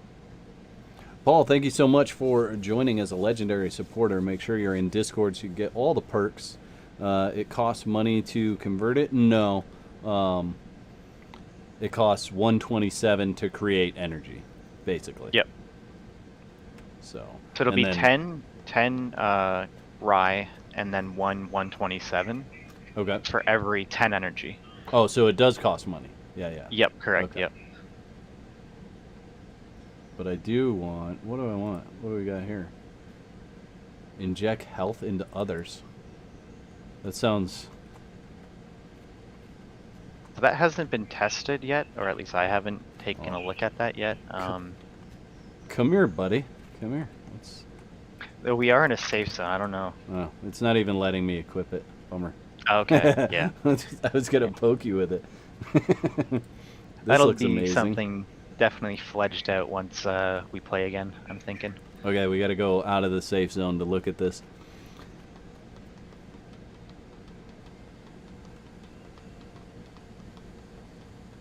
Also, I'm not sure if we mentioned, but the bank is something in the Thorcon that you kind of want to use while you're just going around scavenging before you really get into anything concrete. Because we know, like, building a base does take quite a bit of time, so sometimes it'll just end up being easier Okay, hold to still. store stuff. Do you feel energized? I mean, I have full health, so I don't know if it'll... All right. Well, hold on. Hold on. How's your health now? So I'm at 80% right now. Okay, that's probably good enough. Oh, okay. Yeah, it healed me there. It did. Yep. Okay, here. Drop it and drop it. Go ahead and hit me with that, and then that way I can show chat here. Okay, so there's my health. Go ahead and I'm at 81. Go ahead and hit me like 2 more times. Oh, never mind. Okay. Yeah, so that's cool. My head's bleeding though. Give me a head My bleed arm with too. that thing. That's awesome. Whack, that skirt sucks. Put the shorts back on. I mean, I just do this, buddy. Just I do think this. that's personal preference, you know? Just do this. and then look up at the sky. Oh man. So, now, does this have? So is this marker? No, we didn't mark where our base was, right? That would be something I would have had to do. Correct, yeah. Yeah. Okay. So if you open up your map It's and you double click, Here. yep, it's about, I would say, just a little bit underneath the 4 circles for the, that was the construction zone type area. Oh, okay. So like right in here. Lower. So. Oh, lower yeah. to These left. 4 circles. Okay. Yeah. Gotcha.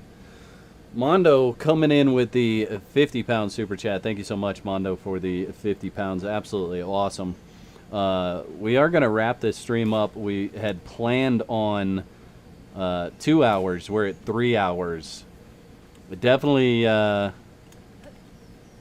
feel an improvement from playing it last October. It's a lot of fun. And I'm stoked for it. I want to see more and more. I'm gonna play more and more for sure. And we definitely have a lot more content planned as well, and we're going to be organize something with you that I think your audience and will enjoy a lot. Yeah, absolutely. Yeah, it should be good fun. So, chat, thank you so much for coming out. You guys are absolutely amazing. Thank you for all the super chats today. Your generosity keeps me going. Thank you for all the likes. 30 likes on the live stream. Absolutely amazing. If you guys found any of the moments funny, go ahead and feel free to clip those. Share them with me over on Discord. Share them with the devs over on their Discord. Make sure that you are... well, we don't want that view. Hold on. There. That's better. Make sure that you are following Fractured Veil on their social medias so you can see what they have going on. Get over and wishlist them on Steam and check out the website. I just put that link in the chat. Oh yeah, just for the Kickstarter as well, yeah. And like we were saying earlier, is if you hop into the Discord and you come from any survival background, just look through the suggestions, upvote any that you see that you might like.